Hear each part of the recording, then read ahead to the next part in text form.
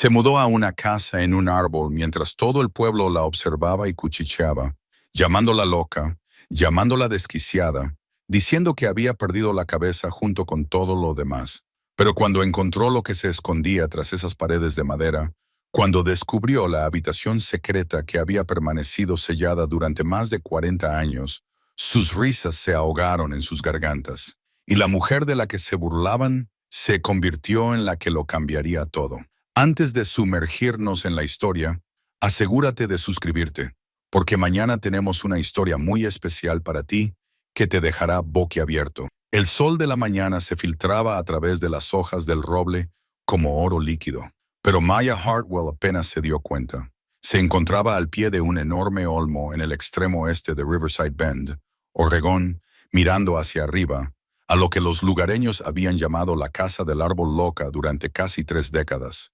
Su hija, Iris, estaba a su lado, con su pequeña mano agarrada con fuerza a la palma callosa de Maya. La niña tenía 7 años, con unos rizos rebeldes y unos ojos que habían visto demasiada tristeza para alguien tan joven. Maya tenía 34 años, aunque se sentía anciana. Llevaba el pelo oscuro recogido en una coleta desordenada, unos vaqueros con manchas de pintura que no se quitaban y una camisa de franela 2 tallas más grande. Había sido de su padre antes de que falleciera. Había perdido peso en los últimos 18 meses, el tipo de peso que se pierde por el estrés, que se come los huesos y los músculos hasta que solo queda la supervivencia. Hubo un tiempo en que era Maya Hartwell Chen, una arquitecta en ascenso en una de las firmas más prestigiosas de Portland. Diseñaba apartamentos de lujo con ventanas de suelo a techo, mansiones modernas con piscinas infinitas, edificios comerciales que ganaban premios y aparecían en revistas de moda. Lo tenía todo. Un marido, David, que trabajaba en finanzas. Una casa enorme en West Hills con calefacción por suelo radiante y bodega. Un vestidor más grande que la habitación de la mayoría de la gente. Ropa de diseño, viajes anuales a Europa, una niñera para Iris y una empleada doméstica que venía 3 veces por semana.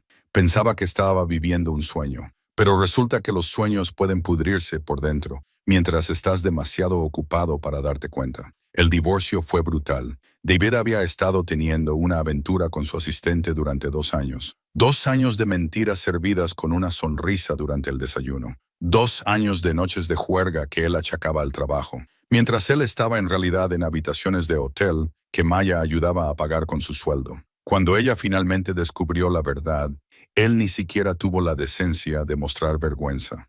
Simplemente contrató al abogado más despiadado del estado y fue a por ella. Maya había sido ingenua. Pensaba que la justicia importaba, que los tribunales protegían a las madres y a los niños. Pero la familia de David tenía dinero. Dinero antiguo, del tipo que compra favores y doblega las reglas. Cuando todo se calmó, ella lo había perdido casi todo. La casa fue a parar a manos de David. Los ahorros se dividieron, pero de alguna manera ella se quedó con las migajas. Él se quedó con los coches, los muebles, la vida que habían construido. Ella consiguió los fines de semana con Iris y un pequeño apartamento en una zona de Portland, donde los disparos marcaban la noche como un metrónomo, al compás de su acelerado corazón. Pero lo peor, lo que todavía le cerraba la garganta cuando lo pensaba, era haber perdido su trabajo. La familia de David tenía contactos en todas partes, incluida la empresa donde ella trabajaba. 3 meses después de que se formalizara el divorcio, la despidieron. Recortes presupuestarios, dijeron. Reestructuración. Ella sabía que no era así. Había visto cómo su jefe evitaba mirarla a los ojos, cómo recursos humanos se apresuraba a terminar la entrevista de salida. La habían borrado. Durante 6 meses envió currículos. Nada, ni siquiera entrevistas. El alcance de David era mayor de lo que había imaginado. O tal vez el mundo de la arquitectura era más pequeño. En cualquier caso, el dinero se agotó rápidamente. El pequeño apartamento se volvió inasequible. Le embargaron el coche. Empezó a aceptar cualquier trabajo que encontrara. Camarera, limpiadora, cualquier cosa que pagara en efectivo y no hiciera preguntas. Fue entonces cuando vio el anuncio. Propiedad en venta. Riverside Bend, estructura única.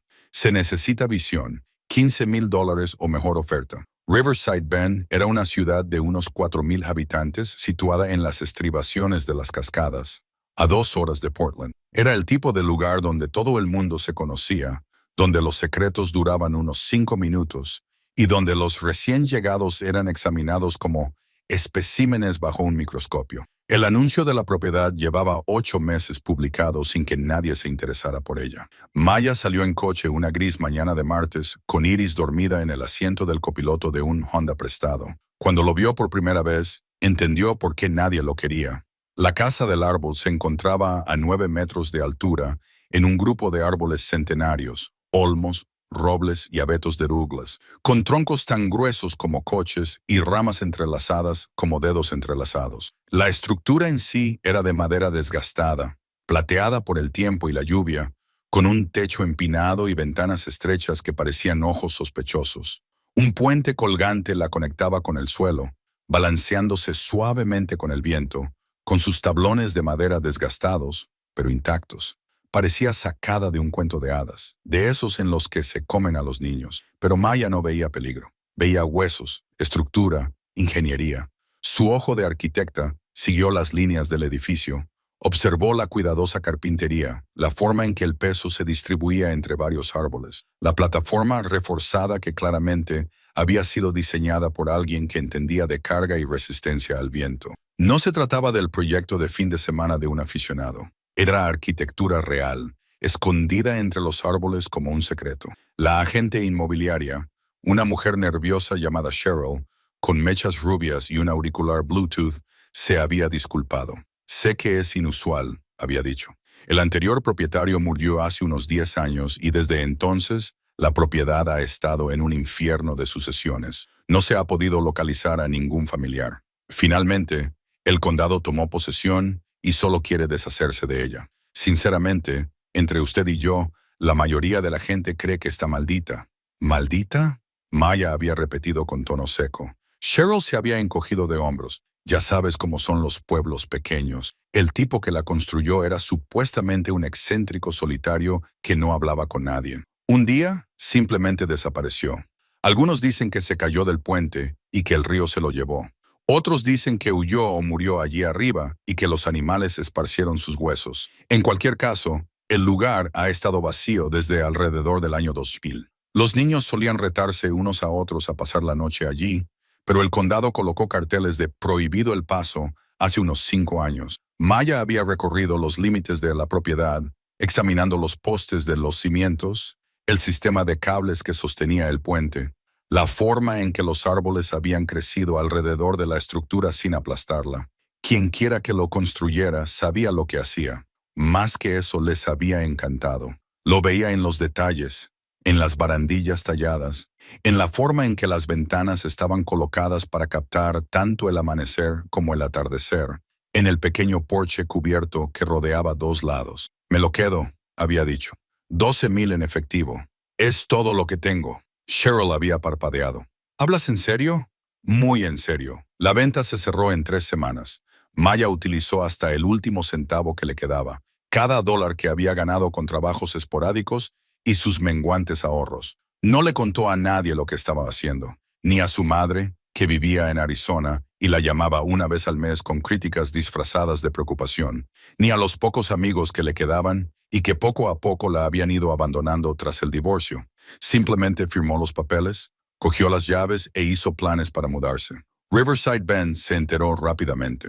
Los pueblos pequeños tenían un radar para detectar sangre nueva, especialmente sangre que parecía problemática. Para cuando Maya atravesó Main Street con un camión de alquiler lleno de sus escasas posesiones, la mitad del pueblo ya lo sabía. La mujer que compró la casa del árbol, la de Portland, oyó que lo había perdido todo en un divorcio.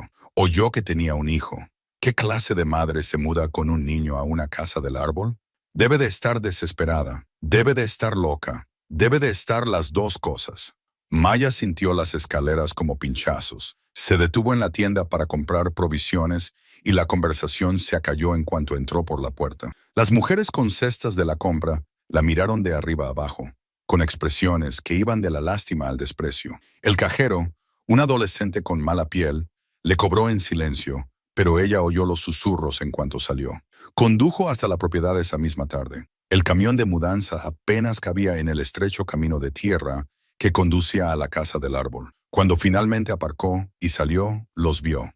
Vecinos, espectadores, gente que había venido a mirar. Estaban de pie en el límite de la propiedad, tal vez una docena, algunos con los brazos cruzados, otros señalando abiertamente. Un hombre de unos 50 años con una espesa barba y un chaleco de caza le gritó: ¿De verdad te vas a mudar allí con un niño? Maya enderezó los hombros. Así es. Una mujer con el pelo gris y el rostro demacrado negó con la cabeza. Eso es poner en peligro a un niño. Alguien debería llamar a los servicios, dijo Maya, manteniendo la voz firme a pesar de que le temblaban las manos. Lo he comprobado. ¿Quién lo ha comprobado?, preguntó el hombre barbudo.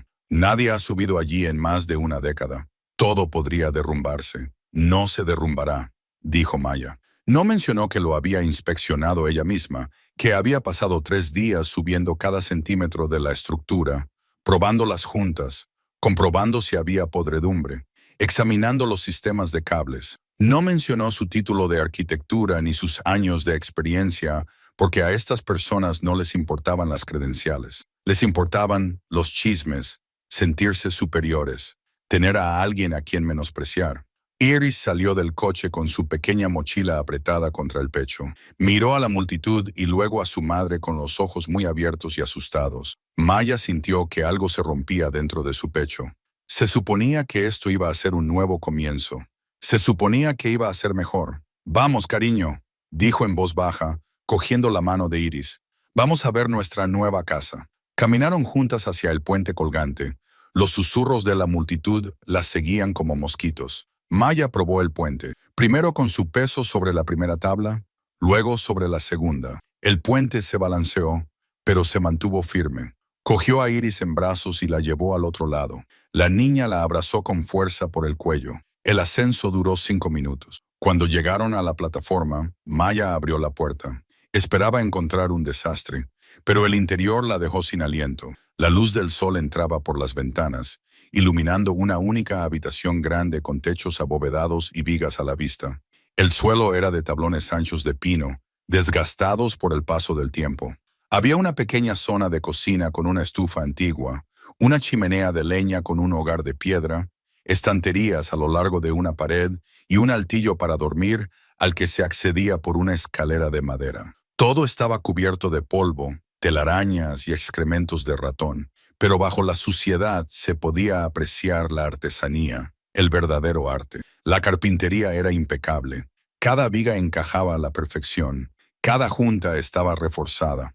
Las ventanas eran de doble acristalamiento, probablemente añadidas posteriormente para mejorar el aislamiento. Incluso había fontanería, un pequeño cuarto de baño escondido en una esquina con un inodoro ecológico y una ducha.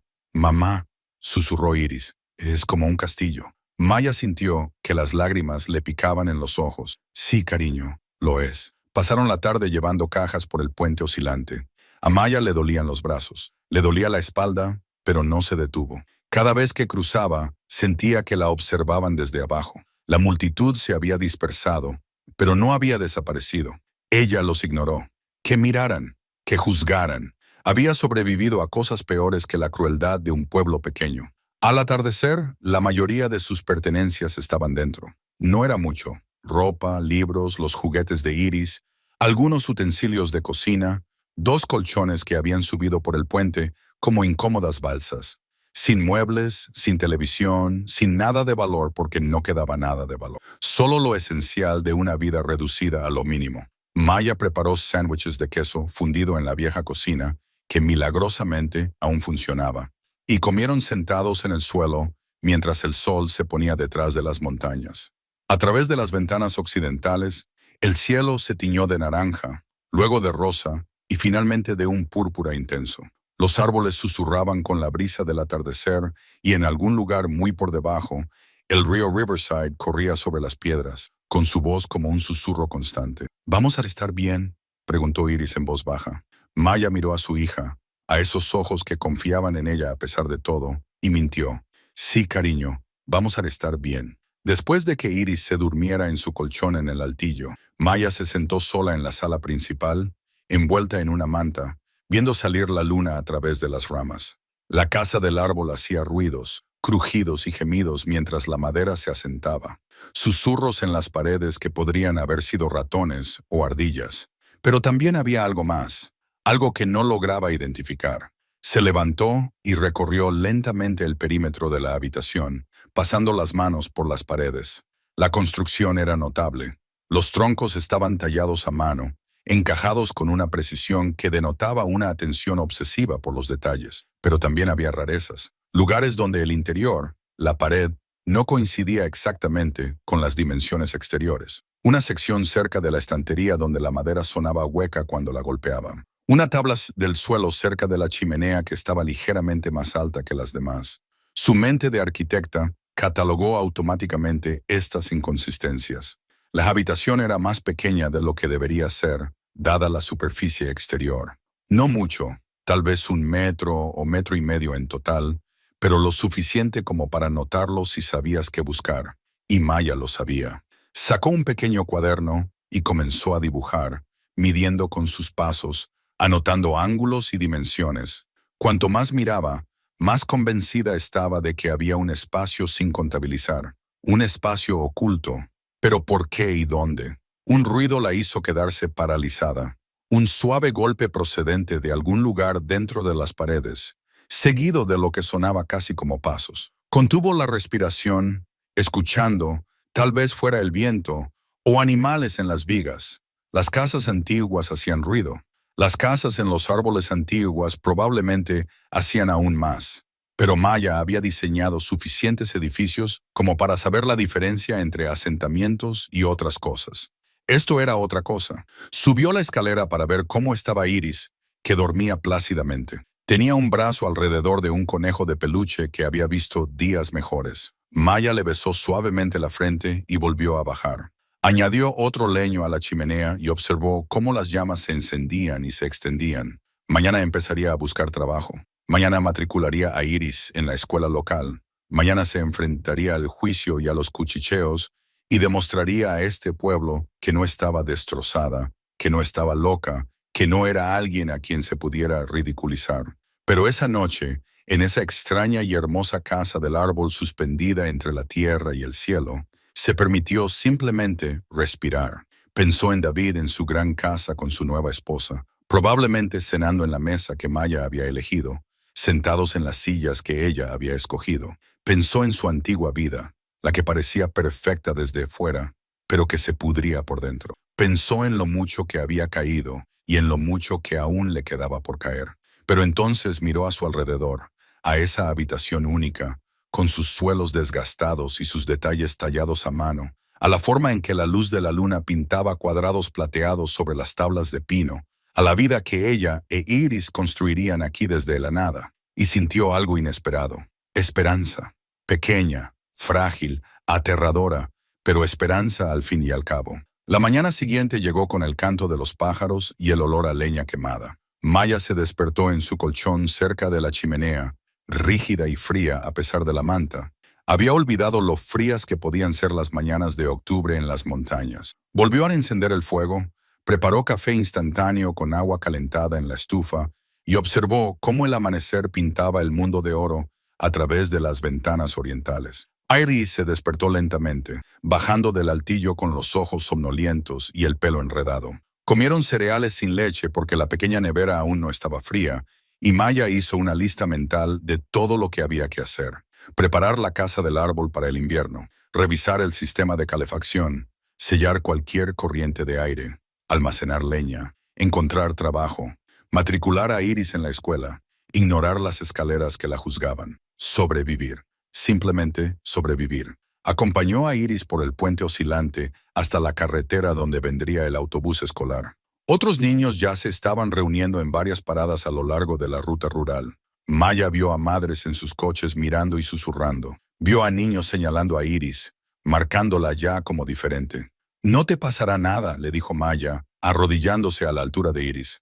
«Si alguien es malo, se lo dices a la profesora. ¿Y si la profesora también es mala?», preguntó Iris en voz baja. A Maya se le partió un poco el corazón. «Entonces me lo dices a mí y yo me encargaré». El autobús llegó con un chirrido de frenos. Iris subió y Maya observó a través de las ventanas cómo los otros niños la miraban fijamente o apartaban la vista. El autobús se alejó y Maya se quedó sola en el camino de tierra, sintiendo el peso de cada decisión que la había llevado hasta allí.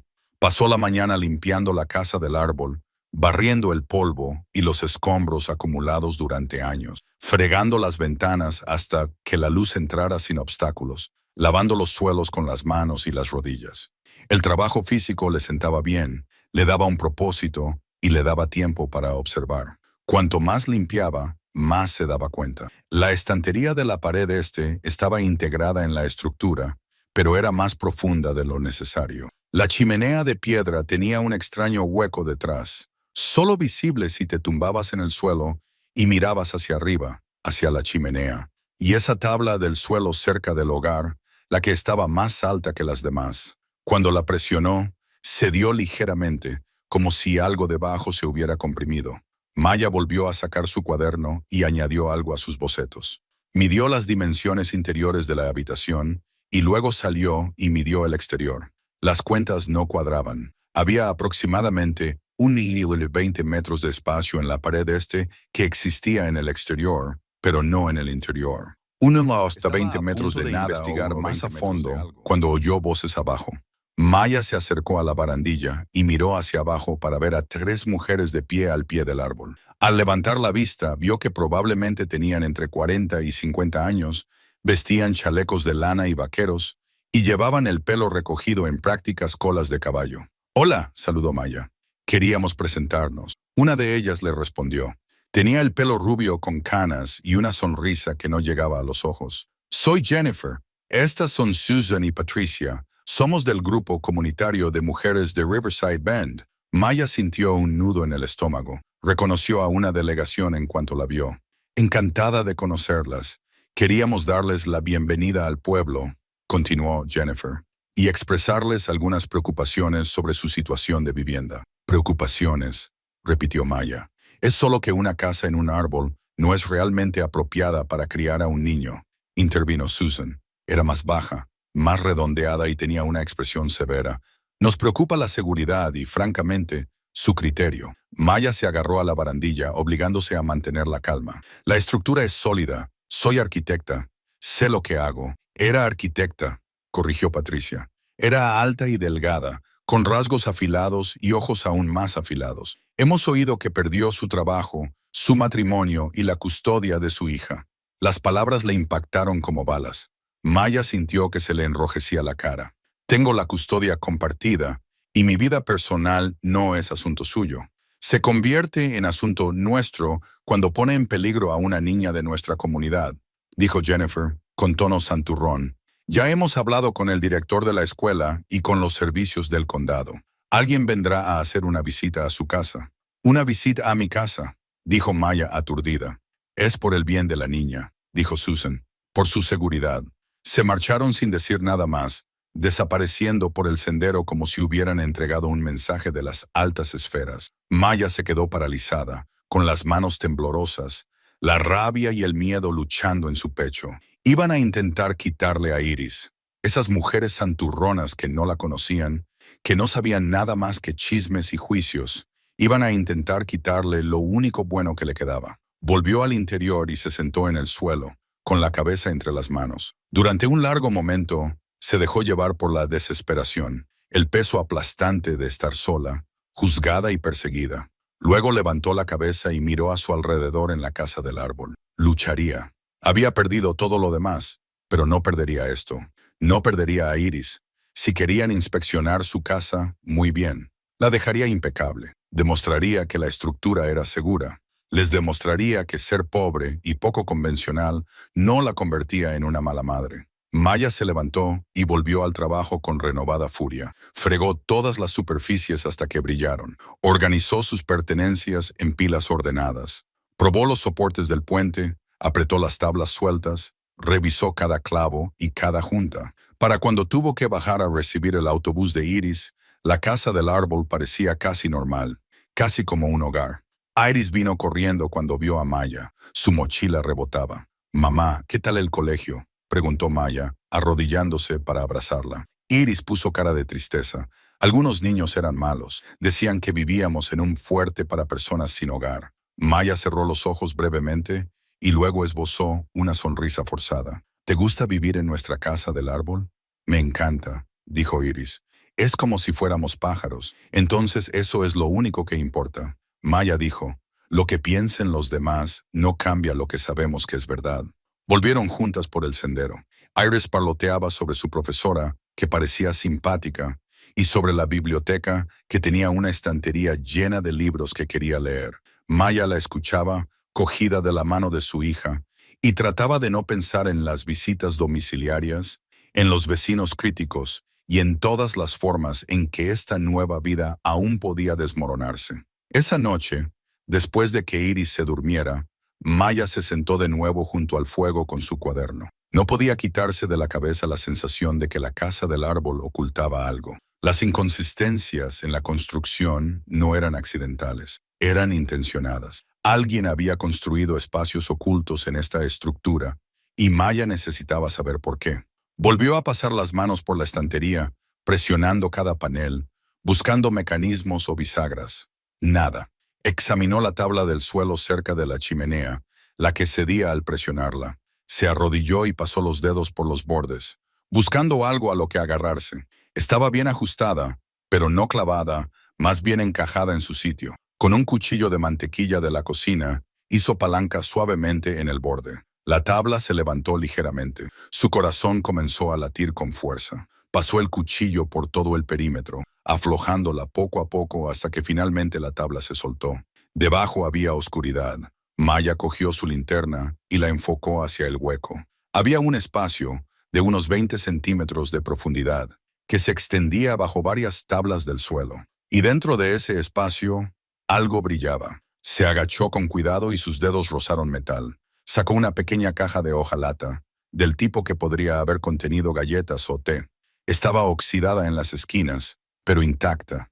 Le temblaban las manos cuando la dejó en el suelo y abrió con cuidado la tapa. Dentro había papeles, fotografías, cartas y un pequeño diario de cuero con un nombre grabado en la cubierta en letras doradas descoloridas. Julian Thorne. Maya contuvo el aliento. Ese nombre significaba algo importante. Lo había oído antes, en algún lugar de sus estudios, en alguna conferencia sobre arquitectos influyentes, pero no conseguía situarlo.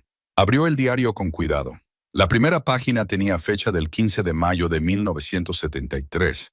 La letra era pequeña, precisa, hermosa. Si estás leyendo esto, entonces he tenido un éxito espectacular o he fracasado estrepitosamente. En cualquier caso, esta casa del árbol es mi verdadera obra. No los edificios que me hicieron famoso, ni los diseños que alabaron, copiaron y comercializaron. Esto, mi santuario, mi laboratorio, mi obra maestra. A Maya le temblaban las manos mientras pasaba la página. Había encontrado algo importante, algo que podría explicar por qué existía esta casa del árbol, por qué se había construido con tanto cuidado y se había ocultado como un secreto. Lo que sucederá a continuación dará un vuelco a esta noche, revelará una verdad que nadie esperaba y nos recordará por qué a veces las voces más silenciosas son las que tienen más poder.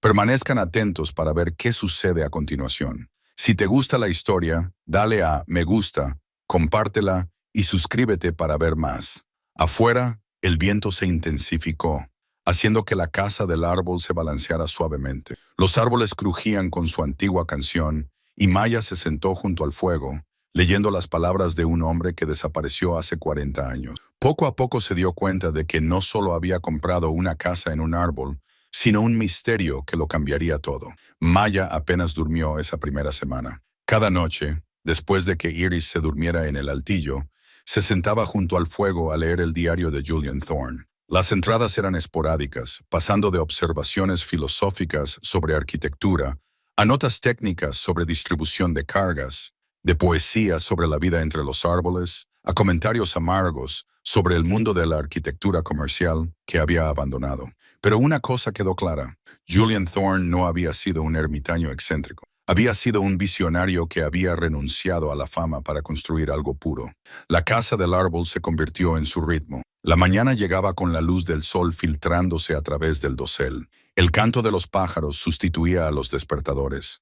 Maya se despertaba primero, reavivaba el fuego que se había apagado durante la noche y hervía agua para preparar café instantáneo y avena. Iris bajaba del altillo, todavía en pijama, y desayunaban viendo cómo se levantaba la niebla del río que discurría abajo. La vista nunca se hacía aburrida. Desde su atalaya a 9 metros de altura, podían ver el agua atravesando el valle, las montañas elevándose más allá, el mundo entero extendiéndose como un cuadro.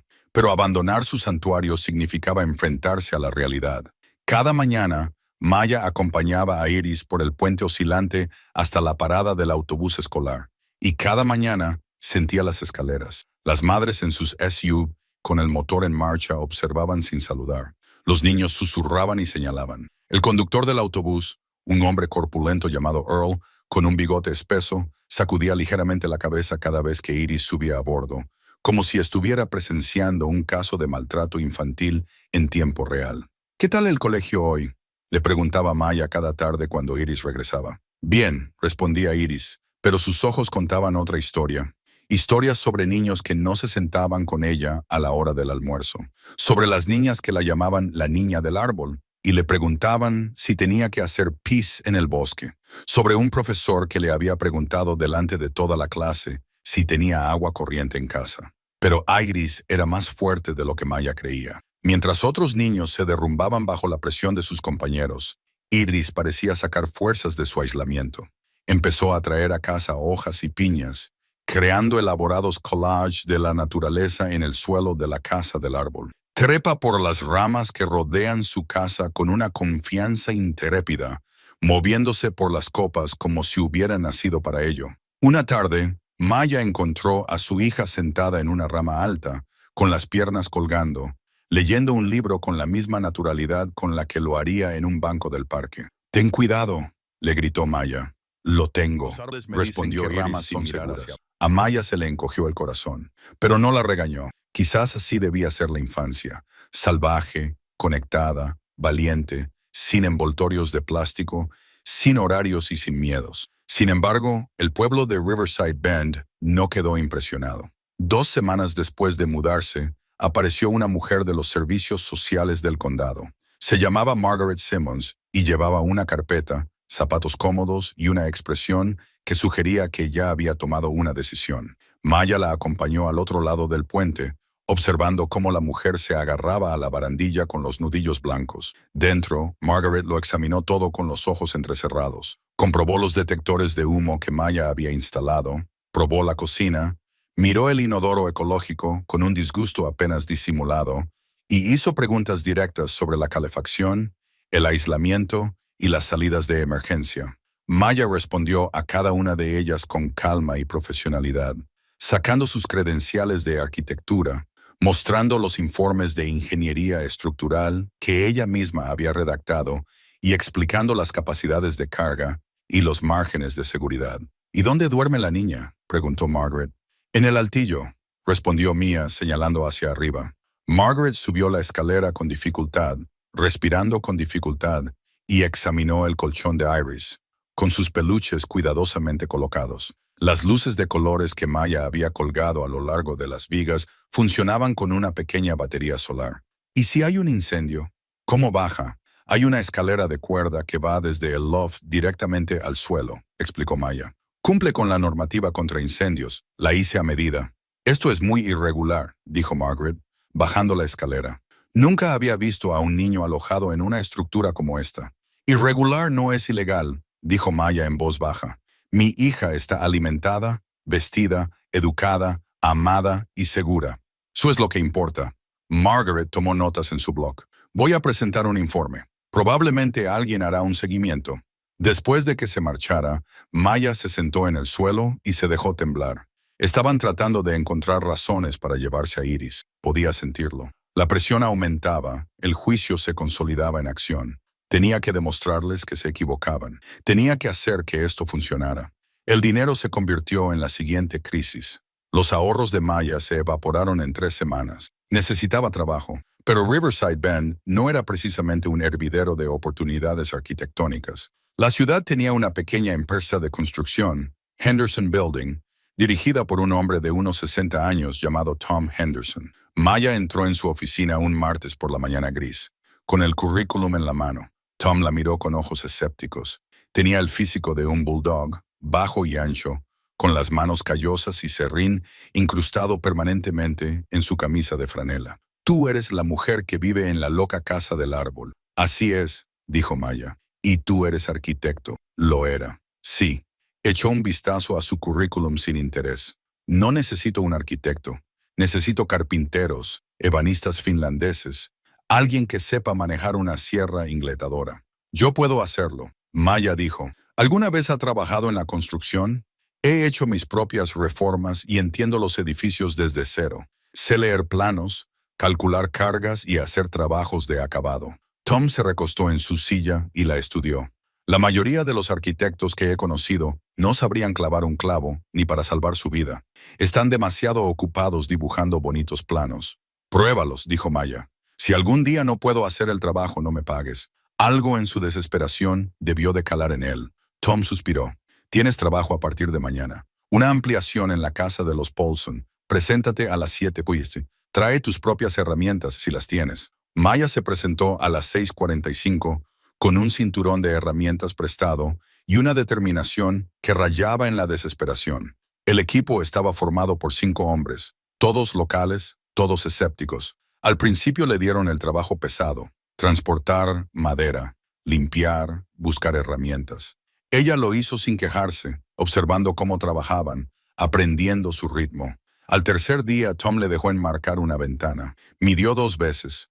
Cortó una vez y encajó las piezas con una precisión que hizo que Tom levantara las cejas. Al final de la semana, trabajaba junto al equipo y ellos habían dejado de hacer bromas sobre la arquitecta que jugaba a ser carpintera. El trabajo era duro, físico, de una forma que su trabajo de oficina nunca había sido. Le salieron ampollas en las manos, luego se le hincharon, le dolían los hombros. Llegaba a casa después del anochecer, con los músculos destrozados, y solo le quedaban fuerzas para preparar la cena a Iris antes de desplomarse. Pero los cheques, por pequeños que fueran, les permitían mantenerse a flote. Octubre dio paso a noviembre y las temperaturas bajaron. Maya pasaba las tardes preparando la casa del árbol para el invierno. Selló las rendijas con corcho y espuma expansiva, instaló burletes alrededor de la puerta, colgó cortinas gruesas en las ventanas y almacenó leña bajo una lona en la plataforma. La casa del árbol se mantenía sorprendentemente cálida, más de lo que debería dadas las circunstancias. Las paredes parecían retener el calor de una manera que no tenía mucho sentido. Una noche, mientras instalaba aislamiento en un pequeño hueco que había encontrado debajo de la encimera de la cocina, Maya descubrió algo extraño. Detrás del armario, la pared no era de construcción estándar. En lugar de montantes de 2x4 en centros de 16 pulgadas, había algo más. Sacó el armario por completo y alumbró con su linterna el hueco. La pared tenía doble capa. Había una pared exterior que podía ver y, detrás de ella, a unos 15 centímetros, otra pared. El hueco entre ambas estaba relleno de algún tipo de material denso. No era aislamiento moderno, sino algo más antiguo. Tal vez serrín mezclado con arcilla o pulpa de papel. Fuera lo que fuera, eso explicaba el excelente aislamiento. Pero ¿por qué construir una doble pared? ¿Por qué tomarse esa molestia? Pensó en el diario de Julian, que seguía escondido bajo la tabla suelta del suelo. Había escrito sobre construir dentro de una construcción, sobre espacios entre espacios. En ese momento, pensó que era algo filosófico. Ahora se preguntaba si había sido literal. Maya comenzó a trazar un mapa de la casa del árbol con más cuidado. Midió cada habitación, cada pared, cada rincón. Lo dibujó en su cuaderno, comparando las dimensiones interiores con las huellas exteriores. Las inconsistencias se hicieron más evidentes. La pared este era demasiado gruesa. La esquina norte tenía un espacio muerto. El desván era más pequeño de lo que sugería la estructura del techo. Dondequiera que mirara, encontraba metros cuadrados que faltaban. Fue durante una de estas sesiones de medición cuando conoció a Dorothy. Maya estaba fuera utilizando una cinta métrica para comprobar la longitud de las paredes exteriores cuando oyó una voz desde abajo. «Te vas a caer si no tienes cuidado». Miró hacia abajo y vio a una anciana de pie al pie del árbol, con una mano protegiéndose los ojos del sol. La mujer debía de tener entre 70 y 80 años, con el pelo blanco recogido en un moño suelto y el rostro surcado de arrugas. Llevaba un cardigan morado a pesar del frío y se apoyaba en un bastón de madera. «Tengo cuidado», le dijo Maya. Eso es lo que solía decir Julian también. El corazón de Maya dio un vuelco. Bajó rápidamente por la escalera y saltó los últimos metros hasta el suelo. «¿Conocías a Julian Thorne?» La anciana sonrió. «Soy Dorothy Whitmore. Vivo a unos 400 metros de aquí. Y sí, de hecho conocía bastante bien a Julian. ¿Puedes hablarme de él?», preguntó Maya, tratando de ocultar el entusiasmo en su voz. «Nadie en el pueblo habla de él. Es como si lo hubieran borrado». La expresión de Dorothy se ensombreció. «Eso es porque la mayoría de la gente de por aquí pensaba que estaba loco y era peligroso. Y cuando desapareció, casi se sintieron aliviados. Así era más fácil olvidarlo». Miró hacia la casa del árbol. Sus ojos se perdieron en la lejanía. «Pero yo recordaba que alguien tenía que hacerlo». «¿Le gustaría subir?», preguntó Maya. «Puedo preparar té». Dorothy se rió. «Niña, tengo 83 años. No he subido a un puente de cuerda en 6 décadas. Pero si quieres saber más sobre Julian, ven a visitarme mañana por la tarde. Si estás libre, prepararé una olla de sopa». Al día siguiente, era domingo. Maya dejó a Iris dibujando en la casa del árbol y caminó por la carretera hasta la casa de Dorothy. Era una pequeña cabaña con un jardín abandonado por el invierno y humo saliendo de la chimenea. Dorothy abrió la puerta antes de que Mia pudiera llamar. «Entra, entra», dijo. «La sopa está lista y he hecho pan de maíz». La casa era cálida y estaba desordenada, como suelen estar las casas de las personas mayores, llena de libros, baratijas y fotografías que cubrían todas las superficies. Dorothy sirvió la sopa en una mesa de cocina marcada por décadas de uso, y comieron en un silencio agradable durante unos minutos antes de que Maya se armara de valor para preguntar: «¿Cómo lo sabías, Julian?». Dorothy dejó la cuchara. «Fui su asistente en los años 70, antes de que dejara la empresa en Seattle. Yo acababa de salir de la escuela de secretariado y Julian necesitaba a alguien que organizara su caos. Era brillante, pero desorganizado. Podía diseñar un edificio en su cabeza, pero no se acordaba de pagar la factura de la luz». «¿Cómo era?». «Apasionado», dijo Dorothy. «Obsesivo. Creía que la arquitectura debía ser algo más que funcional. Quería edificios que respiraran con la gente, que se adaptaran y crecieran. Pero el mundo comercial solo quería que les hiciera ricos. Tomaban sus ideas y las reducían a la versión más barata posible. Eso le rompió el corazón. Así que se marchó en 1972 y desapareció en estos bosques.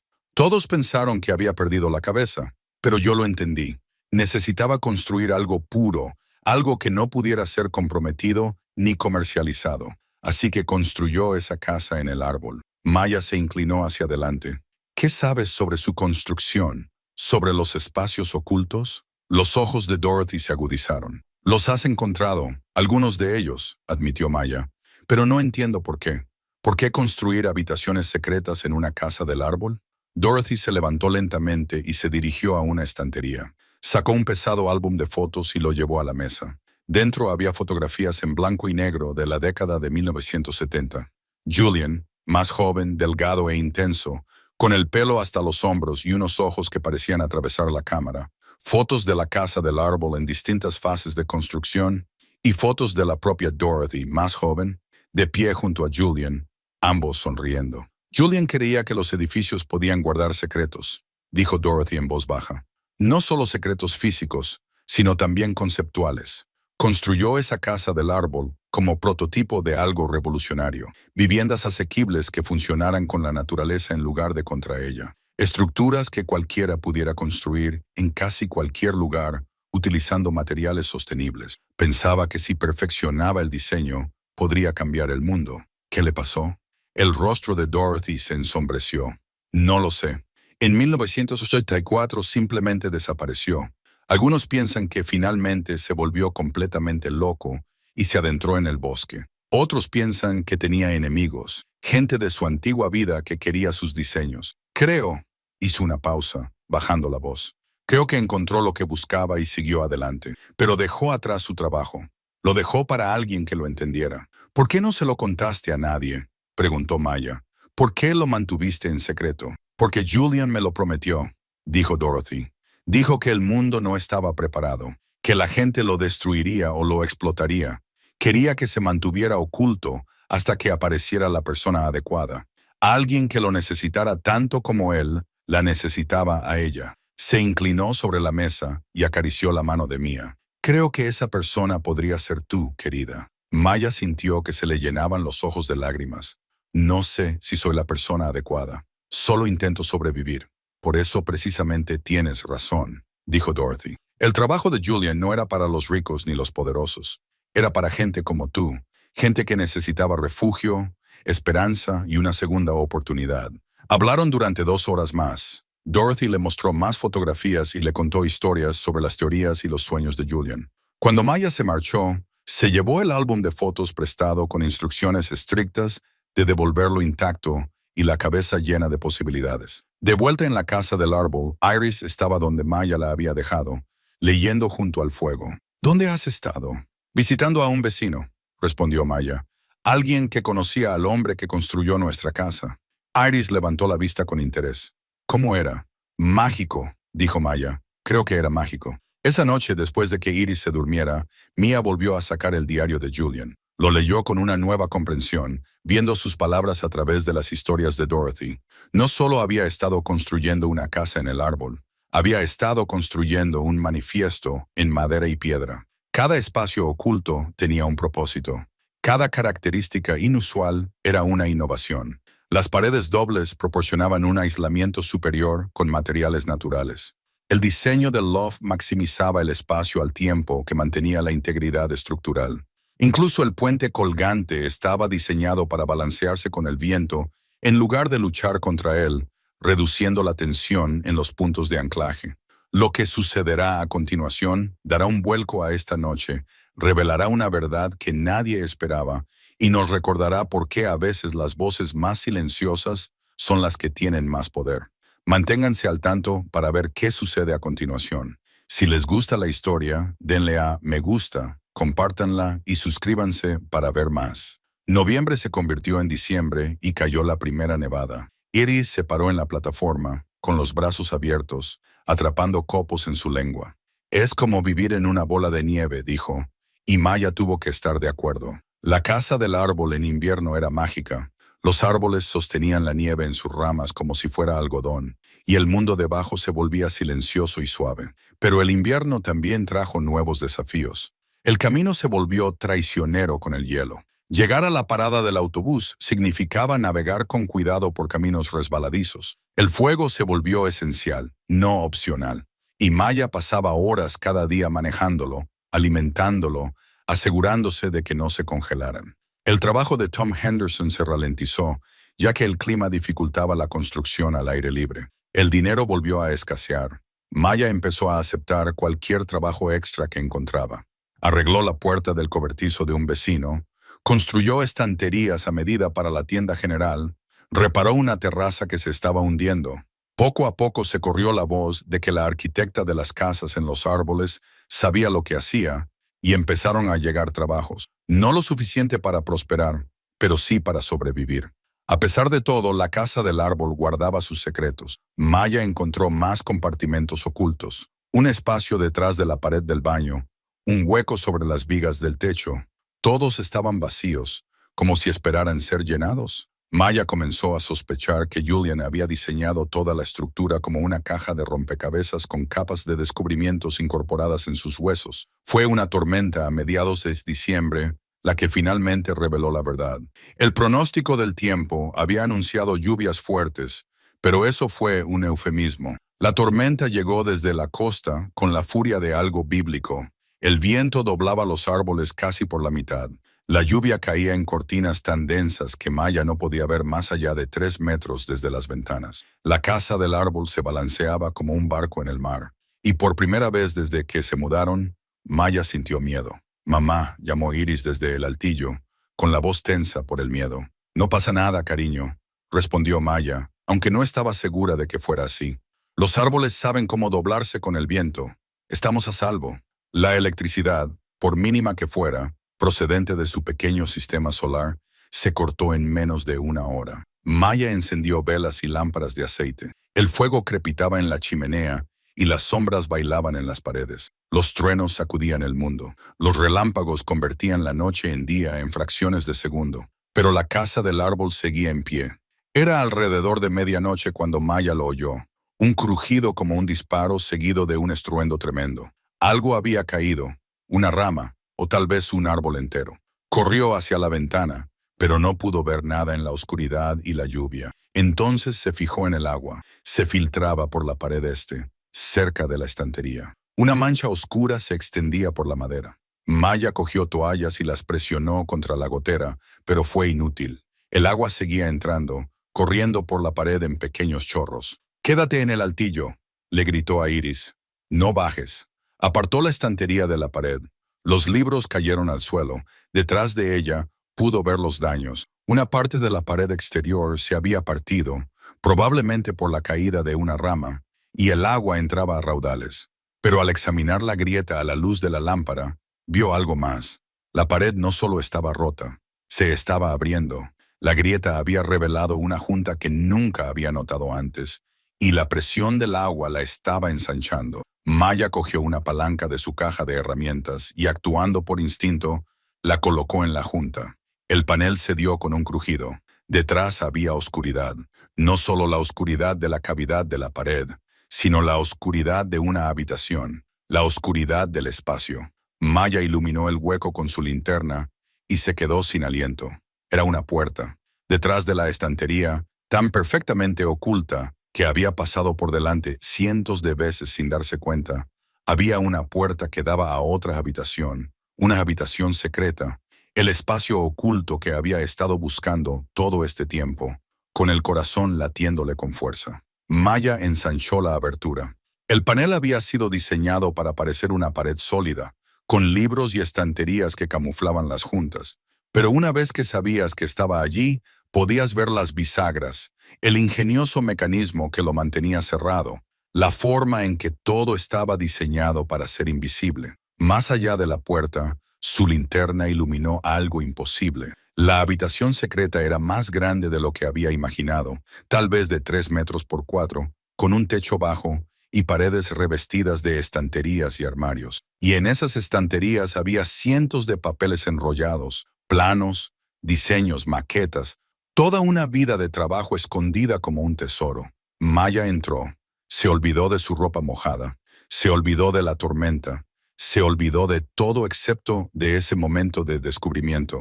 La habitación olía a papel viejo y a cedro. Le temblaban las manos mientras desenrollaba el primer plano. Era un diseño de vivienda, compacto y elegante, construido alrededor de un árbol central. El siguiente era similar, pero diferente, adaptado a las laderas, otro a los humedales, otro al clima desértico.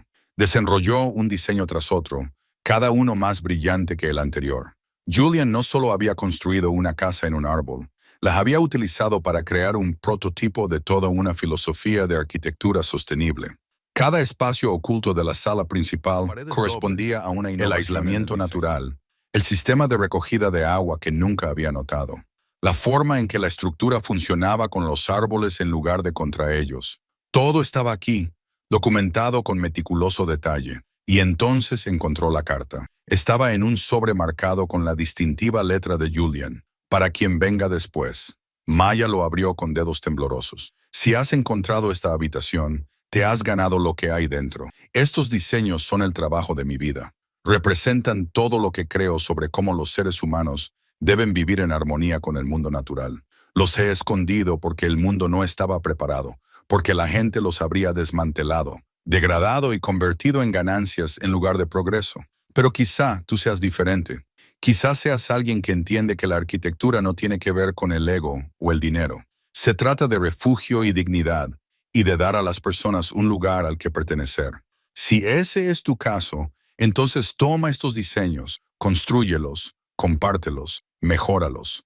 La casa del árbol en la que vives es la prueba de concepto.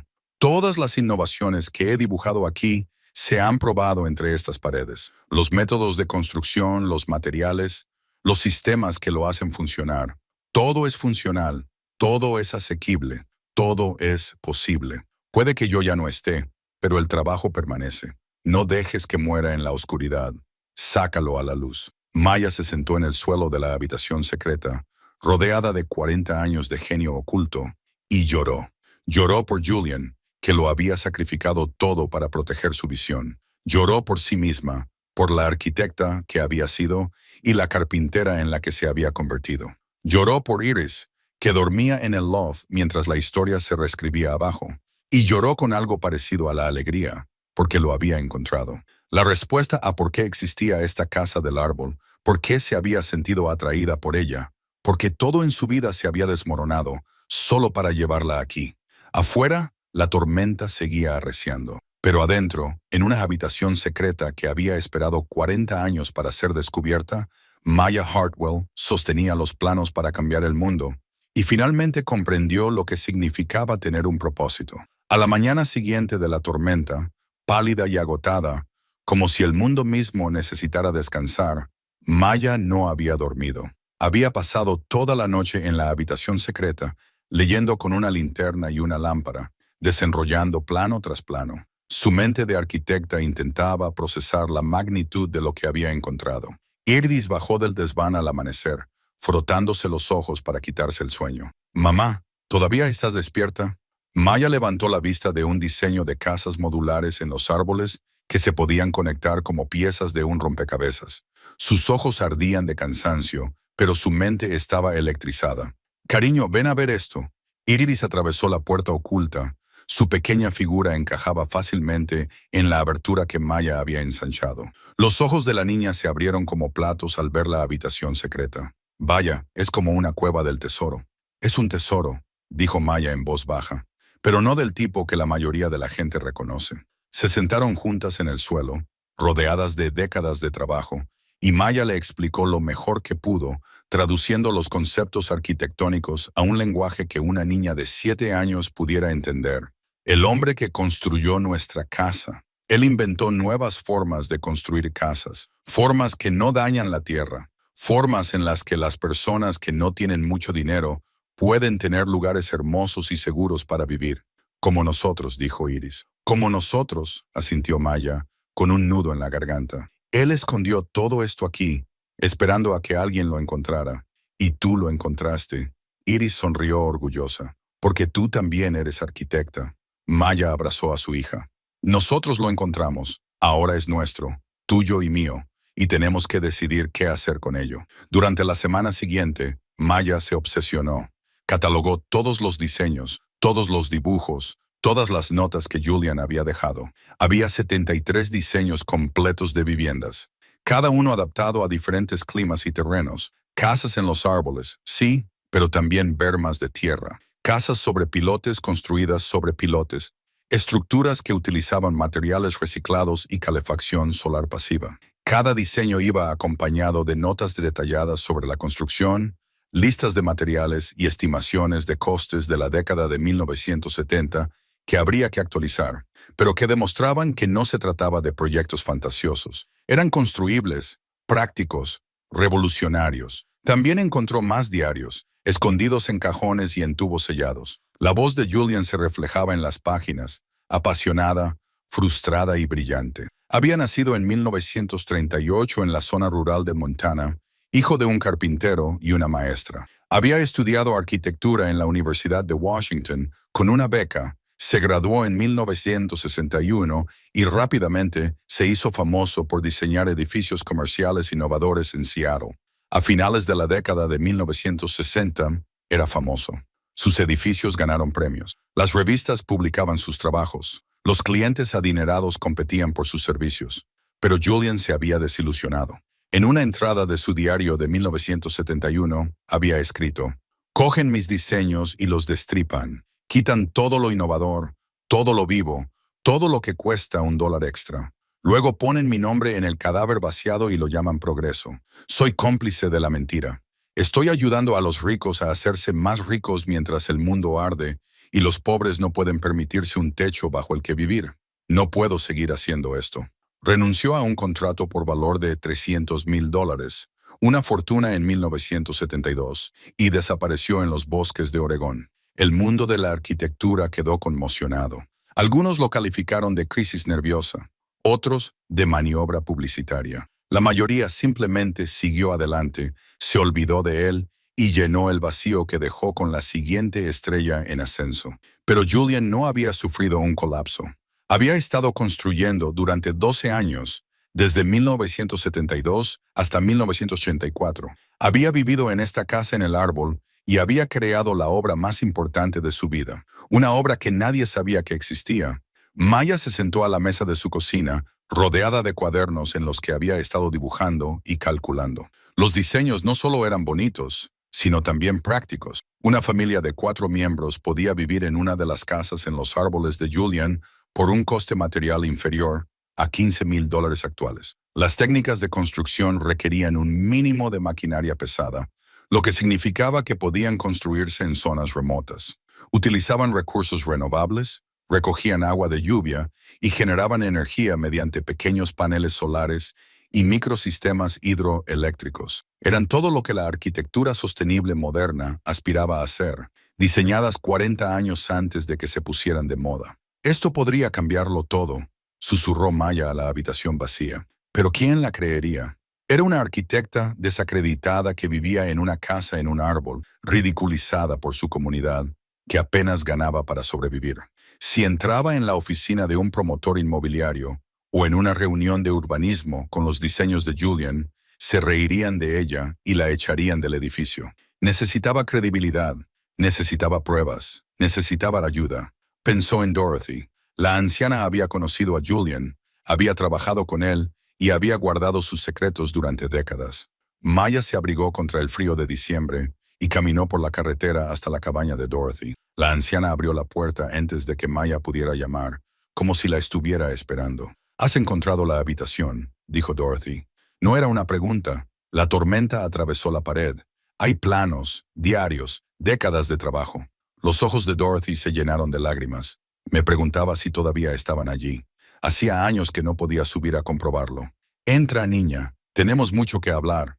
Mientras tomaban té en la mesa de la cocina de Dorothy, salió a la luz toda la historia. Dorothy había sido más que la asistente de Julian. Había sido su colaboradora, su confidente, su amiga más íntima. Cuando él se marchó de Seattle, ella lo siguió, jubilarse anticipadamente para ayudarlo con el trabajo de su vida.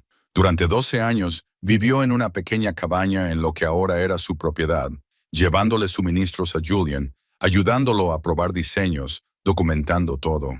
«¿Por qué desapareció?», preguntó Maya. «Los diarios se detienen en 1984. El rostro de Dorothy se nubló. «Porque lo encontraron. Una empresa promotora llamada Cascade Holdings. Habían estado comprando terrenos en esta zona, planeando un proyecto de complejo turístico a gran escala. La propiedad de Julian estaba justo en medio de sus planes y él se negó a vender. Le ofrecieron dinero, mucho dinero, pero él dijo que no. La casa del árbol era su laboratorio. No podía abandonarla. ¿Qué pasó? Se pusieron agresivos. Empezaron a aparecer hombres trajeados que le amenazaban. Luego la cosa empeoró. Fallos en los equipos, incendios misteriosos en el bosque cercano, pérdidas en los envíos de suministros. Julian empezó a ponerse paranoico. Decía que le vigilaban. Pensé que quizás se lo estaba imaginando. Pero entonces alguien entró en mi cabaña, la destrozó y buscó algo. Fue entonces cuando Julian decidió esconderlo todo. La habitación secreta era su póliza de seguro. Y luego desapareció», dijo Maya. Dorothy asintió lentamente. 15 de enero de 1985. Me dijo que iba a enfrentarse directamente a Cascade Holdings, que tenía pruebas de que ellos estaban detrás del acoso. Le rogué que no fuera, pero Julian podía ser muy terco. Nunca volvió. La policía investigó, no encontró nada, ni el cuerpo, ni pruebas de juego sucio, nada. Al final, lo declararon desaparecido y cerraron el caso. «¿Crees que Cascade?» dijo Dorothy. «Si eso significó matarlo o pagarle para que desapareciera, no lo sé. Pero Julian nunca habría abandonado su trabajo voluntariamente.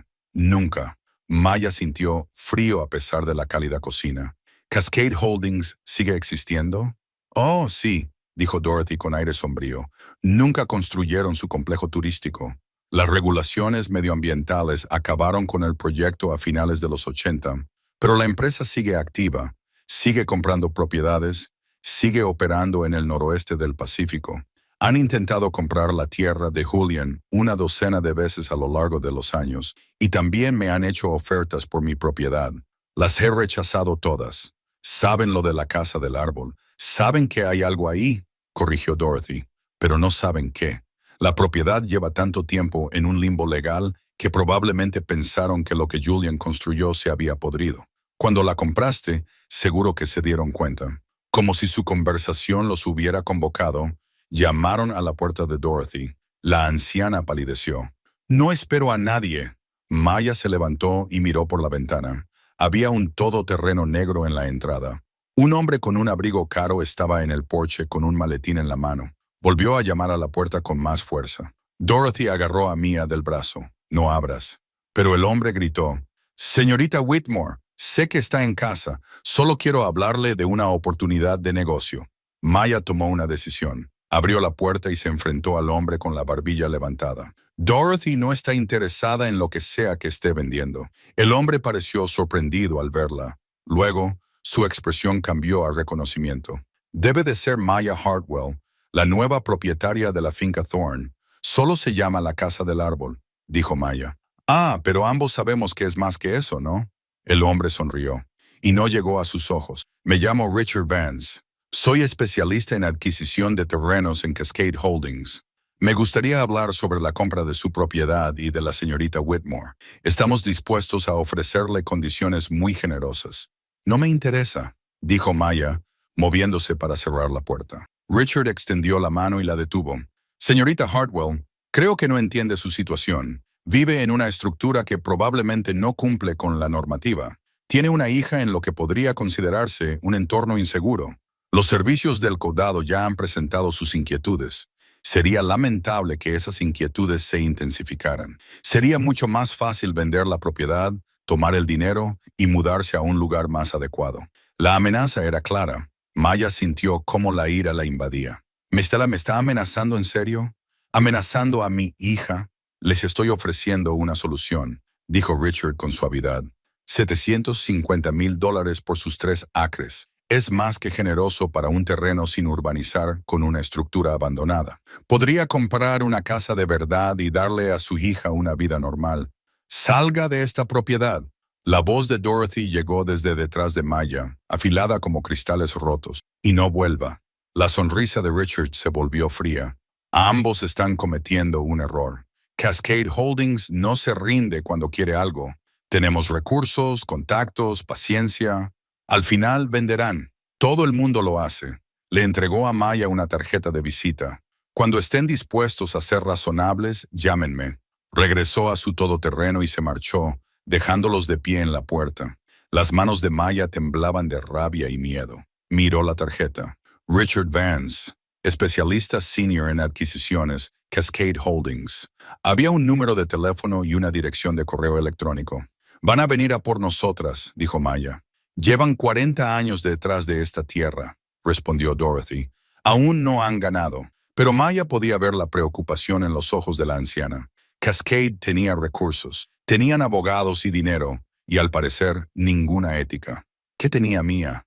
Una casa en un árbol llena de planos que nadie sabía que existían, y un historial de perder todo por lo que había luchado. Esa noche, Maya se sentó en la habitación secreta y leyó más diarios de Julian a la luz de una lámpara. Encontró una entrada de diciembre de 1984, solo unas semanas antes de que él desapareciera. Se están acercando. Puedo sentirlo. Vance volvió a venir hoy. Dijo que Cascade haría mi vida un infierno si no vendía. Dijo que en estos bosques ocurren accidentes y que sería trágico si le pasara algo a Dorothy o a mí. He escondido todo lo que importa. Si se quedan con la tierra, no se quedarán con el trabajo. Eso es lo importante. El trabajo sobrevive. Alguien lo encontrará algún día. Alguien que lo necesite como yo lo necesitaba. Alguien que sabrá qué hacer con él. Maya cerró el diario y miró a su alrededor en la habitación secreta. Julian había construido este lugar como una fortaleza, una cámara acorazada, una cápsula del tiempo. Sabía que quizá no sobreviviría para compartir su visión, así que lo había escondido donde solo alguien que realmente entendiera de arquitectura podría encontrarlo. Alguien lo suficientemente desesperado como para comprar una loca casa en un árbol. Alguien lo suficientemente obstinado como para quedarse a pesar de las burlas. Alguien que investigara las inconsistencias, las extrañas medidas y los espacios ocultos. Lo había escondido para alguien como ella. La comprensión la golpeó como un rayo. No se trataba solo de preservar el trabajo de Julian. Se trataba de terminarlo, de tomar sus diseños revolucionarios y llevarlos al mundo. Se trataba de demostrar que era posible construir viviendas asequibles y sostenibles, de cambiar la conversación sobre la pobreza, la vivienda y la dignidad. Pero no podía hacerlo sola. Necesitaba aliados, apoyo, credibilidad.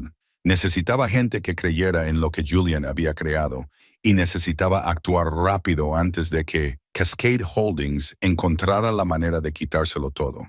Maya pasó los 3 días siguientes fotografiando cada diseño, cada página de cada diario, cada trozo de papel de la habitación secreta. Subió todo a un almacenamiento en la nube, hizo varias copias de seguridad y escondió copias en diferentes lugares. Si Cascade venía por los originales, al menos el trabajo sobreviviría digitalmente. Entonces empezó a ponerse en contacto con gente. Se puso en contacto con sus antiguos profesores de la escuela de arquitectura, aquellos que habían creído en ella antes de que la familia de David destruyera su reputación. Envió correos electrónicos a organizaciones sin ánimo de lucro dedicadas a la vivienda sostenible, a grupos ecologistas, a cualquiera que pudiera estar interesado en soluciones de vivienda asequible. La mayoría no respondió. Algunos le enviaron rechazos corteses, pero unos pocos cruciales, le respondieron con interés. Un nombre aparecía constantemente en su investigación. La profesora Elena Vázquez, de la Universidad Estatal de Portland, había escrito extensamente sobre arquitectura sostenible y desigualdad en la vivienda. Maya le envió un correo electrónico cuidadosamente redactado, sin revelar demasiado, pero insinuando la existencia de importantes documentos históricos arquitectónicos relacionados con Julian Thorne. La respuesta llegó en cuestión de horas. Julian Thorne. El Julian Thorne. Escribí mi tesis sobre sus primeros trabajos. Desapareció en los años 80. ¿Me estás diciendo que has encontrado algo suyo? Necesito verlo inmediatamente. Quedaron en verse en una cafetería de Portland. Maya le pidió a Tom Henderson un día libre, prometiendo recuperar las horas. Tomó prestado el coche de Dorothy, ya que no se fiaba de su propio vehículo para el viaje de 2 horas. Iris se quedó con Dorothy, que se había ofrecido a enseñarle a hacer pan. La profesora Vázquez tenía unos 50 años, el pelo negro con mechas plateadas y unos intensos ojos oscuros. Llegó con un bolso de cuero gastado y una expresión de emoción apenas contenida. Maya había traído uno de los diarios de Julian y una selección de planos cuidadosamente elegidos para mostrar el alcance de su trabajo sin revelarlo todo. A Elena le temblaban las manos mientras examinaba los documentos. «Dios mío», susurró. «Esta es su letra. Son diseños originales que nunca había visto antes. ¿Dónde los has encontrado?» Maya respiró hondo. «Compré una propiedad que le pertenecía. La casa del árbol que construyó en los años 70. Estaban escondidos dentro». «¿Escondidos?», repitió Elena. «Durante 40 años. Hay más», dijo Maya. 73 diseños completos de viviendas, diarios que abarcan 12 años, notas de construcción, listas de materiales, análisis de costes. Es toda su carrera postcomercial, documentada y conservada». Elena levantó la vista, con los ojos brillantes por las lágrimas. «¿Entiendes lo que esto significa?» Julian Thorne era un visionario. Su desaparición fue uno de los grandes misterios de la arquitectura del siglo XX. Si este trabajo existe, si es tan completo como dices, podría cambiar nuestra forma de pensar sobre las viviendas sostenibles y asequibles. «Lo sé», dijo Maya, «pero hay un problema. Una empresa promotora llamada Cascade Holdings ha estado intentando comprar el terreno. Me han amenazado. Dijeron que utilizarían los servicios del condado para quitarme a mi hija si no vendía. Creo que ellos son los responsables de la desaparición de Julian». La expresión de Elena se endureció. «Cascade Holdings. Conozco ese nombre. Han estado involucrados en varios proyectos controvertidos. Tienen fama de utilizar tácticas agresivas». Cerró el diario con cuidado. «Necesitas protección legal y tienes que hacer esto público rápidamente. Una vez que la comunidad académica sepa que este trabajo existe, será mucho más difícil para Cascade hacer que desaparezca». «No tengo dinero para abogados», admitió Maya. Apenas sobrevivo tal y como están las cosas. Déjame eso a mí, Elena dijo, sin ánimo de lucro, que proporcionan asistencia jurídica para casos de conservación, y conozco a periodistas que matarían por esta historia. La obra maestra oculta de un arquitecto desaparecido, descubierta por una madre soltera que vive en su casa del árbol. Eso es noticia nacional. Maya sintió una oleada de esperanza mezclada con miedo. Hacerlo público significaba exposición, juicio, escrutinio, pero también significaba protección. Cascade no podría hacerla desaparecer si todo el mundo estuviera mirando. Hay algo más, dijo Maya. Yo también soy arquitecta. O lo era. Perdí mi licencia, mi trabajo, todo en un divorcio. Pero entiendo el trabajo de Julian. Puedo ver lo brillante que es, lo revolucionarios que podrían ser estos diseños. Se podrían construir hoy, ahora mismo, y resolverían problemas con los que todavía luchamos. Elena la estudió. ¿Cómo te llamas? Maya. Maya Hartwell. Maya Hartwell. Elena repitió el nombre como si estuviera probando cómo sonaba. ¿Estarías dispuesta a presentar este trabajo y hablar públicamente sobre lo que has descubierto? No soy nadie, dijo Maya. Solo soy una mujer que vive en una casa en un árbol y que ha tenido suerte. Tú eres la persona que el trabajo de Julian Thorne ha elegido. Elena la corrigió. Tú lo encontraste. Tú lo conservaste. Tú reconociste su importancia. Eso te convierte en la persona adecuada para darlo a conocer al mundo. Se inclinó hacia adelante. Estoy organizando un simposio sobre viviendas sostenibles en marzo. Dentro de 3 meses, todos los arquitectos, promotores y responsables políticos importantes del noroeste del Pacífico estarán allí. Quiero que presentes el trabajo de Julian. Quiero que les muestres lo que es posible. El corazón de Ma se aceleró. No puedo. No estoy cualificada. Ya no tengo credenciales. Tienes algo mejor, dijo Elena. Tienes el trabajo en sí. Y tienes una historia que la gente escuchará. La arquitecta, caída en desgracia que encontró la redención en una casa en un árbol. La madre soltera que descubrió un tesoro. La guardiana del sueño de un hombre muerto. Esa historia tiene poder. Maya, úsala. El viaje de vuelta a Riverside Bend le pareció surrealista. La mente de Maya daba vueltas con posibilidades y miedos. Un simposio que se haría público, enfrentándose a Cascade Holdings. Era aterrador y emocionante a partes iguales. Se detuvo en casa de Dorothy para recoger a Iris y las encontró cubiertas de harina, riéndose ante una barra de pan ligeramente torcida. Lo hemos hecho nosotras solas, anunció Iris con orgullo. Desde cero. Dorothy miró a Maya a la cara y supo que algo había cambiado. Después de que Iris saliera corriendo a jugar en la nieve, Dorothy le preguntó qué había pasado. Maya le contó todo sobre Elena Vázquez, sobre el simposio, sobre el plan de hacer público el trabajo de Julian. Dorothy escuchó en silencio, con sus manos curtidas cruzadas sobre la mesa. A Julian le habrías caído bien, dijo finalmente. Siempre decía que el trabajo encontraría su camino hacia las manos adecuadas. Creo que tenía razón. Tengo miedo, admitió Maya. Cascade tiene poder, dinero, abogados. ¿Y si encuentran la manera de quedarse con todo? Dorothy se inclinó sobre la mesa y le tomó la mano a Maya. Entonces lucharemos. Ya soy demasiado vieja para tener miedo. ¿Y tú? Eres más fuerte de lo que crees. Has sobrevivido hasta ahora. Has protegido a esa niña. Has mantenido a salvo el trabajo de Julian sin siquiera saber qué era. Para eso hay que tener valor o ser estúpida. Maya dijo con una risa débil. A veces son lo mismo, respondió Dorothy con una sonrisa. Esa noche, de vuelta en la casa del árbol, Maya y se quedaron en la habitación secreta, rodeadas por el legado de Julian. Pensó en el hombre que había construido ese lugar, que había sacrificado la fama y la fortuna para crear algo puro, que había ocultado el trabajo de su vida y luego había desaparecido, confiando en que, de alguna manera, algún día sería importante. Pensó en sí misma hace un año, de pie en la oficina de un abogado especializado en divorcios, perdiendo todo lo que había construido.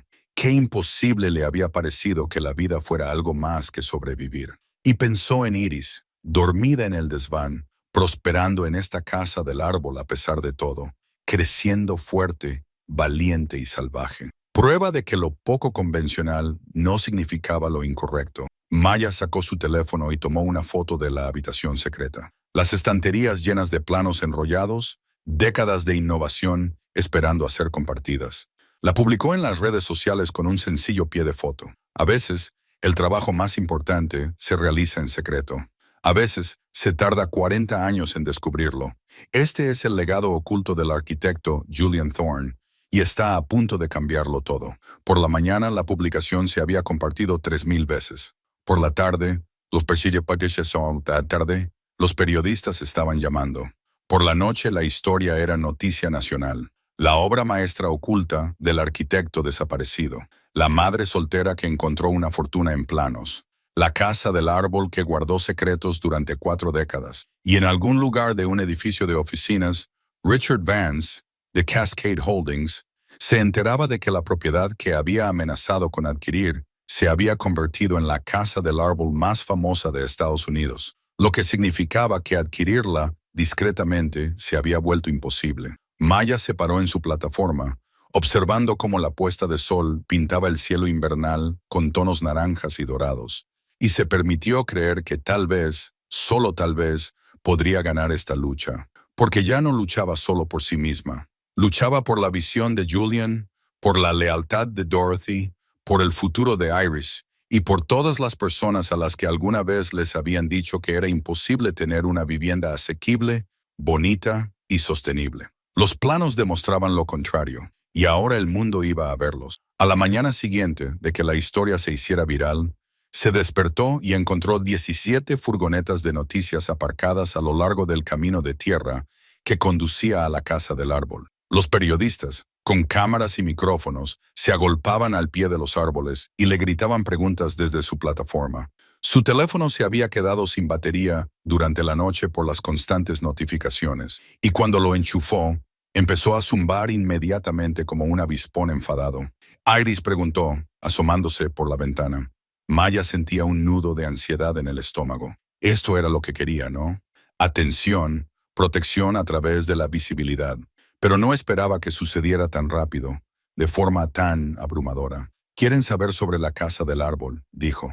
«Sobre lo que encontramos». Se vistió cuidadosamente con sus vaqueros más limpios y la camisa de franela que más la hacía parecer a alguien que sabía lo que hacía. Luego bajó para enfrentarse al caos. En cuanto sus pies tocaron el viejo suelo, empezaron a llover las preguntas. «Señorita Hartwell, ¿es cierto que ha descubierto unos planos arquitectónicos perdidos que valen millones? ¿Cómo supo dónde buscarlos? ¿Qué relación tenía con Julian Thorne? ¿Tiene pensado vender los planos?» Maya levantó las manos y la multitud se calmó un poco. «Voy a hacer una declaración, pero después necesito que se marchen todos. Mi hija tiene que ir al colegio y esto es propiedad privada», explicó con la mayor sencillez posible. Cómo había comprado la propiedad, encontrado la habitación secreta y descubierto el trabajo de Julian. Hizo hincapié en que no iba a vender nada, que los diseños estaban destinados a ser compartidos, no atesorados, que Julian había querido que ayudaran a las personas que necesitaban viviendas asequibles. «Pero podría estar sentada sobre decenas de millones de dólares», insistió un periodista. «Son documentos de importancia histórica. Los museos pagarían por ellos». «No están a la venta», dijo Maya con firmeza. Julian Thorne no ocultó su trabajo para que alguien se beneficiara de él. Lo ocultó para que sobreviviera hasta el momento adecuado. Ese momento es ahora. Una periodista del periódico local Riverside Bend Gazette, una mujer llamada Cheryl, a quien Maya reconoció de la tienda de comestibles, preguntó, «¿Piensa quedarse en la casa del árbol? Hay quien se pregunta si es un alojamiento adecuado para una niña». Maya miró directamente a la cámara. «Esta casa del árbol es la vivienda más segura y mejor diseñada en la que mi hija y yo hemos vivido nunca. La construyó un genio que entendía que las viviendas deben funcionar en armonía con la naturaleza, no en contra de ella. No nos vamos a marchar».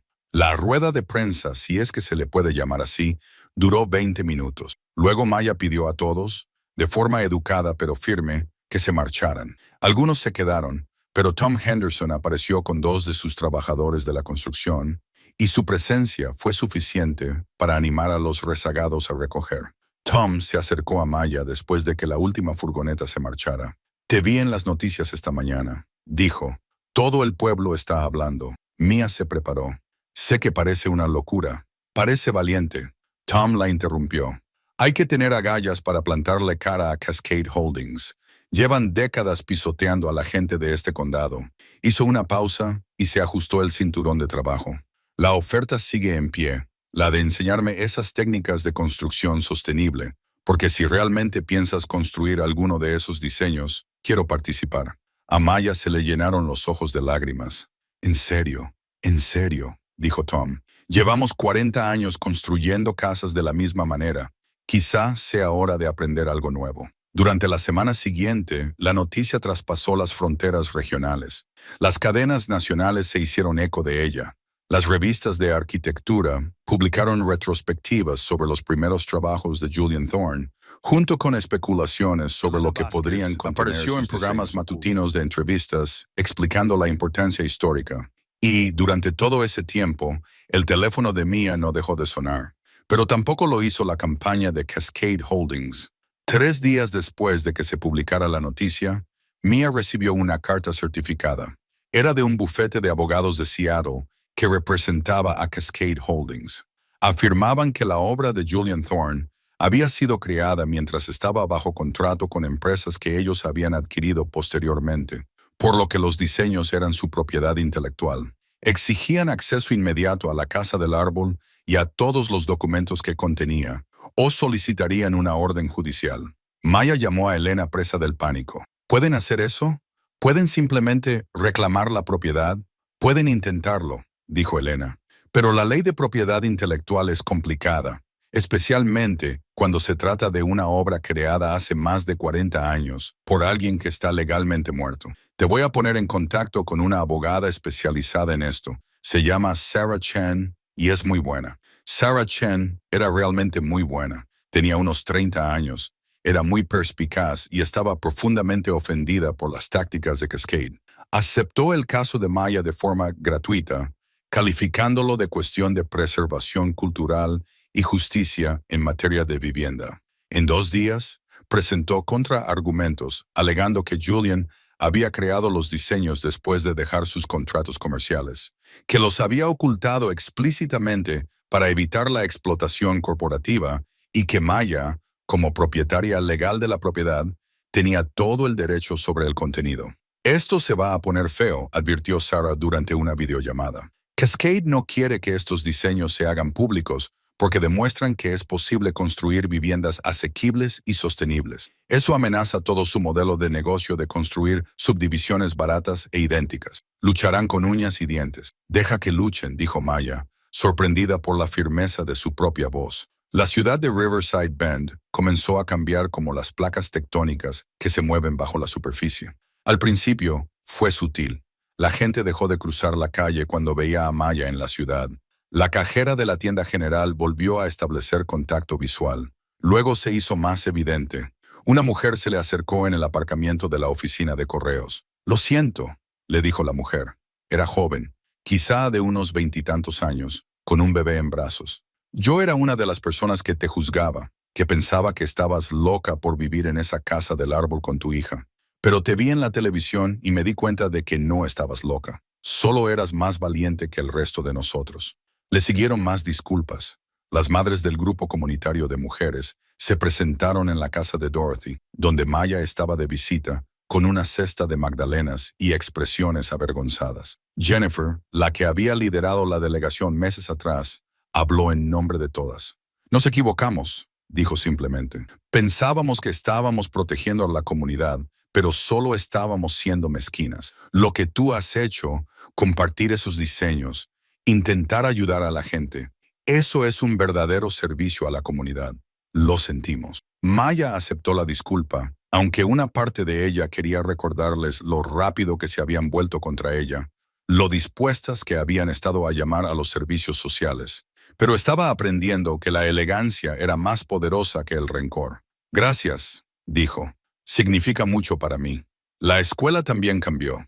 Iris llegó a casa una tarde rebosante de emoción. «Mamá, mi profesora me ha pedido que haga una presentación sobre nuestra casa. Dice que es importante desde el punto de vista histórico». La misma profesora que una vez había preguntado delante de toda la clase si tenían agua corriente, ahora quería que Iris hiciera una presentación. Maya ayudó a su hija a crear una sencilla presentación con fotos de la casa del árbol, imágenes de los planos de Julian y dibujos que Iris había hecho de sus partes favoritas de su hogar.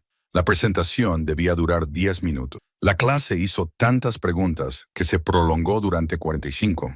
Los niños que la habían llamado la chica del árbol, como insulto, ahora le preguntaban si podían ir a ver la habitación secreta. Los padres que habían susurrado sobre el peligro para los niños solicitaron visitas, y el director invitó a Maya a dar una charla en una asamblea sobre seguir tus sueños y pensar de forma diferente.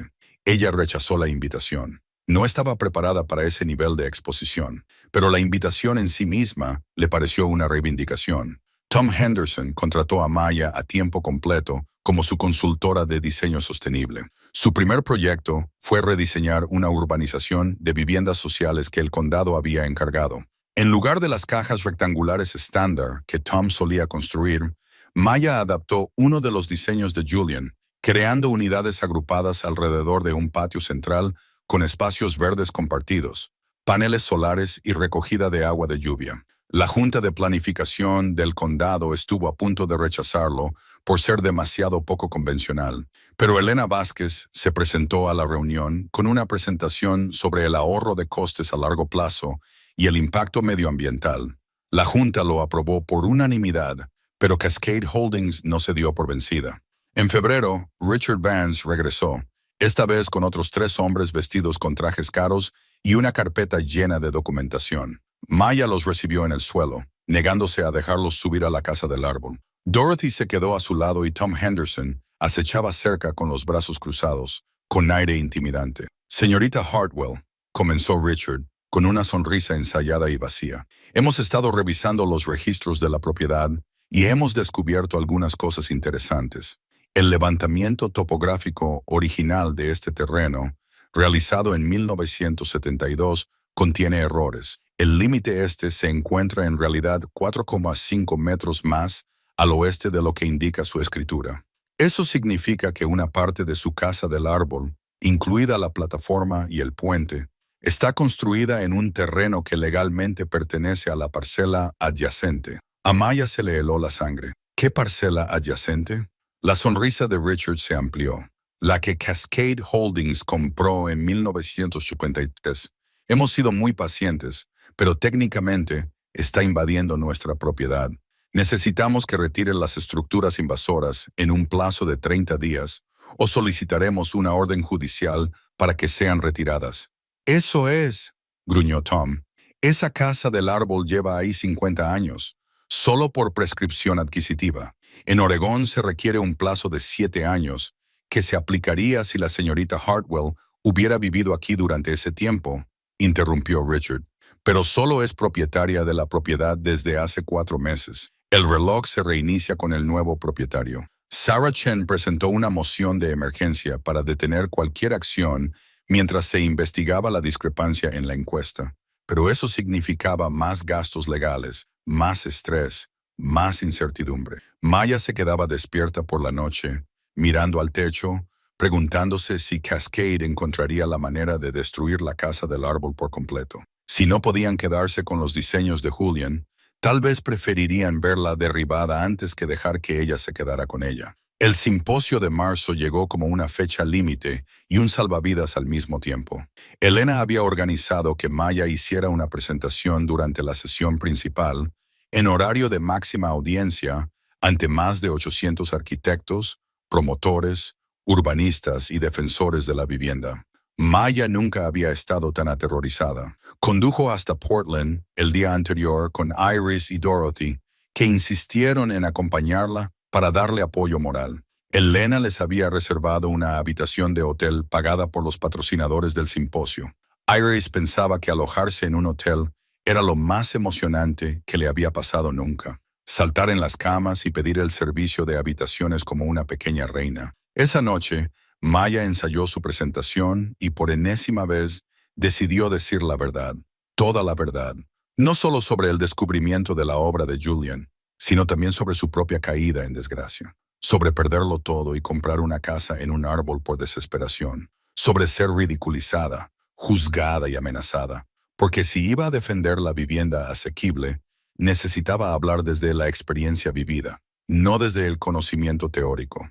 La mañana de la presentación, Maya se vistió con la ropa que Elena le había ayudado a comprar. Profesional, pero sin pretensiones. Un sencillo vestido negro, una chaqueta y zapatos cómodos. Se miró en el espejo y apenas se reconoció. Volvía a aparecer una arquitecta, alguien que encajaba en espacios profesionales, alguien que tenía algo importante que decir. El auditorio era enorme, con asientos dispuestos en filas empinadas y luces tan brillantes que le hacían entrecerrar los ojos. Maya estaba detrás del escenario, con las manos temblorosas, mientras Elena la presentaba. La historia de Maya Hardwell es una historia de resiliencia, descubrimiento y visión. Hoy está aquí no solo para compartir el extraordinario trabajo de Julian Thorne, sino para desafiarnos a pensar de forma diferente sobre la vivienda, la sostenibilidad y quién puede participar en la innovación arquitectónica. Maya subió al escenario entre aplausos corteses, miró a los cientos de rostros y luchó contra el impulso de salir corriendo. Entonces vio a Dorothy e Iris en la tercera fila, ambas levantando el pulgar. Respiró hondo y comenzó. Hace un año lo perdí todo, dijo.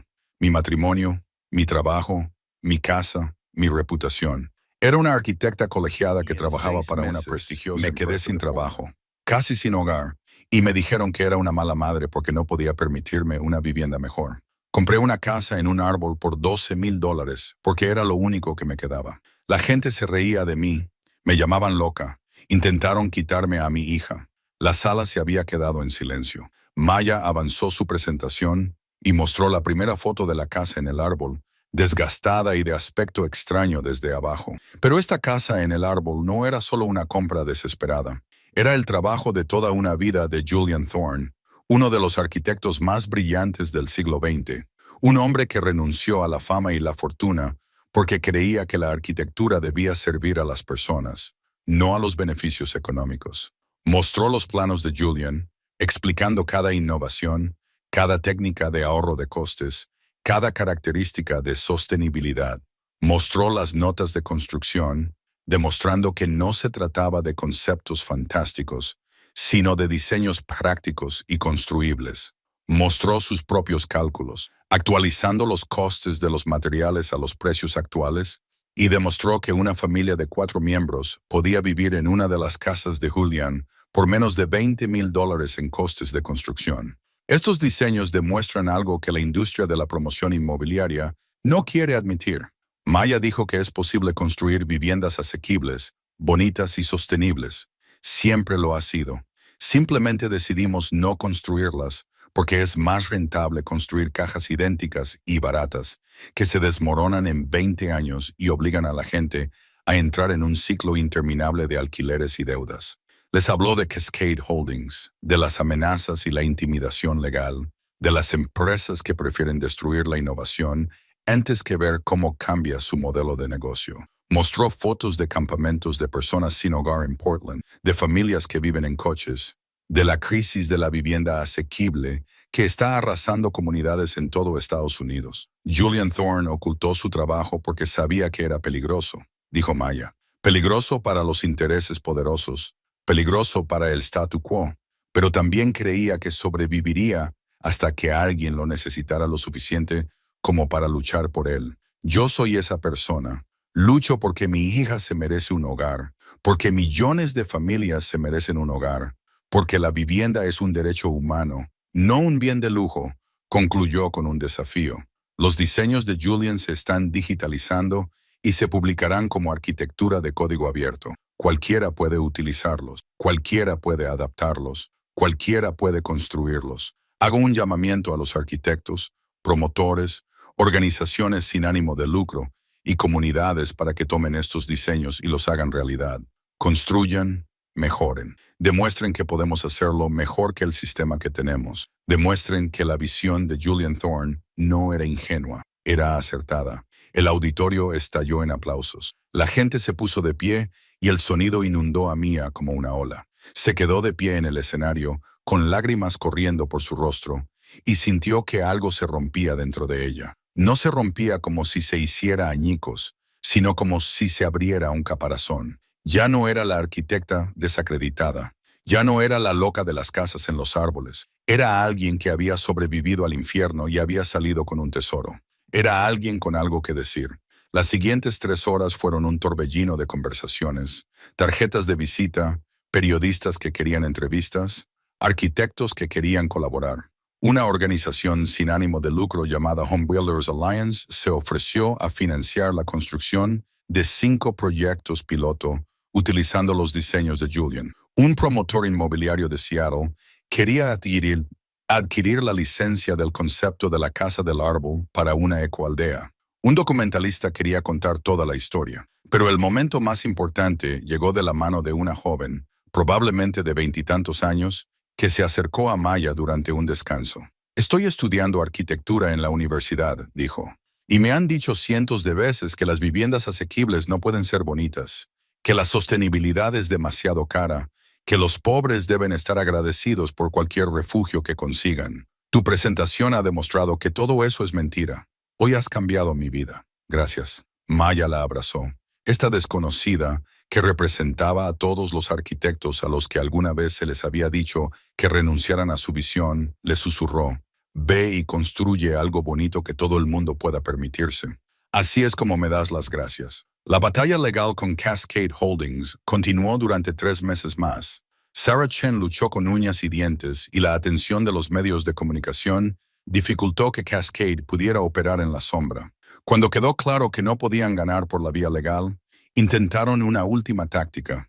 Le ofrecieron a Maya $2 millones por la propiedad y todos los derechos sobre los diseños de Julian. Maya se reunió con Richard Vance por última vez. En la sala de estar de Dorothy, con Sarah presente, Richard le presentó la oferta, describiéndola como generosa, lógica y la opción más inteligente. Podrías tener la vida resuelta, le dijo. Tu hija podría ir a cualquier universidad. Podrías comprar una casa de verdad, reiniciar tu carrera. Todo lo que tienes que hacer es vender. No, respondió Maya simplemente. Señorita Hartwell, sea razonable. No, dije. Maya se puso de pie, con voz tranquila, pero firme. Julian Thorne murió protegiendo este trabajo de personas como usted. No voy a ser yo quien lo entregue. Esta tierra, esta casa del árbol, estos diseños no están en venta, ni por 2 millones, ni por 20 millones. Están destinados a ser compartidos, no poseídos. La máscara de Richard se deslizó, revelando la ira que había debajo. Estás cometiendo un error. Podríamos haber sido socios. Nunca podrías ser mi socio. Maya dijo, los socios se respetan mutuamente. Tú solo quieres controlar y explotar. Vete.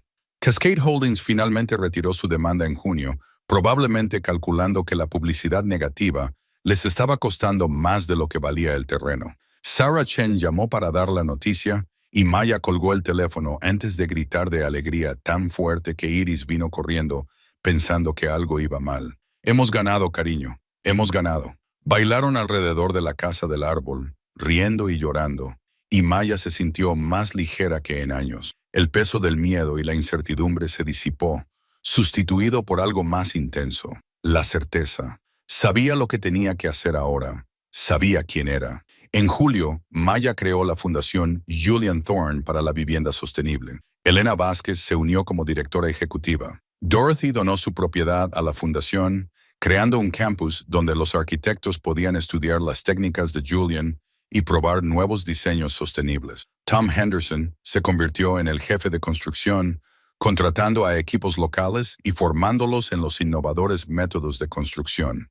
El primer proyecto se inició en agosto, un conjunto de 6 pequeñas viviendas en las afueras de Riverside Bend. Construidas según los diseños de Julian, para familias que salían de la indigencia, Maya trabajó junto a los equipos de construcción, con las manos de nuevo en el cinturón de herramientas, la mente llena de problemas y el corazón lleno de determinación. Las casas se construyeron rápidamente, pequeñas y hermosas estructuras enclavadas entre los árboles, cada una con un coste de $18,000 en materiales y terminadas en 6 semanas. Cuando las familias se mudaron, Maya se quedó con Iris observando. Una madre soltera con 3 hijos, con lágrimas corriendo por su rostro mientras entraba en la casa que era suya.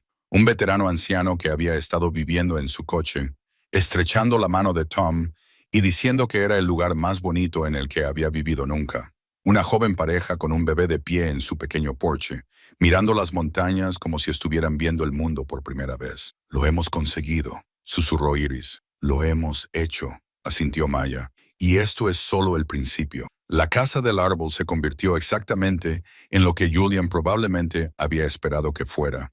Un laboratorio viviente y un centro educativo. Estudiantes de arquitectura de todo el país acudían a estudiar su diseño. La fundación ofrecía talleres sobre técnicas de construcción sostenible. Los fines de semana recibían visitas de grupos turísticos que cruzaban el puente colgante, veían la habitación secreta y aprendían sobre el hombre que la había construido y la mujer que la había encontrado. Maya finalmente mandó imprimir tarjetas de visita.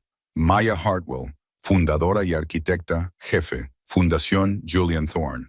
A veces las miraba y se maravillaba de lo lejos que había llegado desde aquellos días oscuros tras el divorcio, cuando ni siquiera conseguía una entrevista. La ciudad de Riverside Bend se transformó junto con ella. El proyecto de viviendas asequibles trajo puestos de trabajo, atrajo la atención y dio a la comunidad algo de lo que enorgullecerse.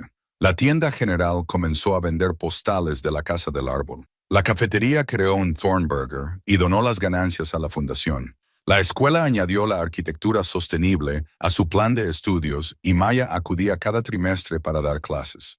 Una tarde de octubre, exactamente un año después de mudarse a la Casa del Árbol, Maya se paró en la plataforma y observó cómo las hojas se volvían doradas. Iris estaba abajo con un grupo de amigos, guiándolos en un recorrido por la propiedad con toda la confianza de alguien que había crecido en la magia. Dorothy subió, moviéndose lenta pero constantemente. Se unió a Maya en la barandilla. Julian estaría muy orgulloso, dijo.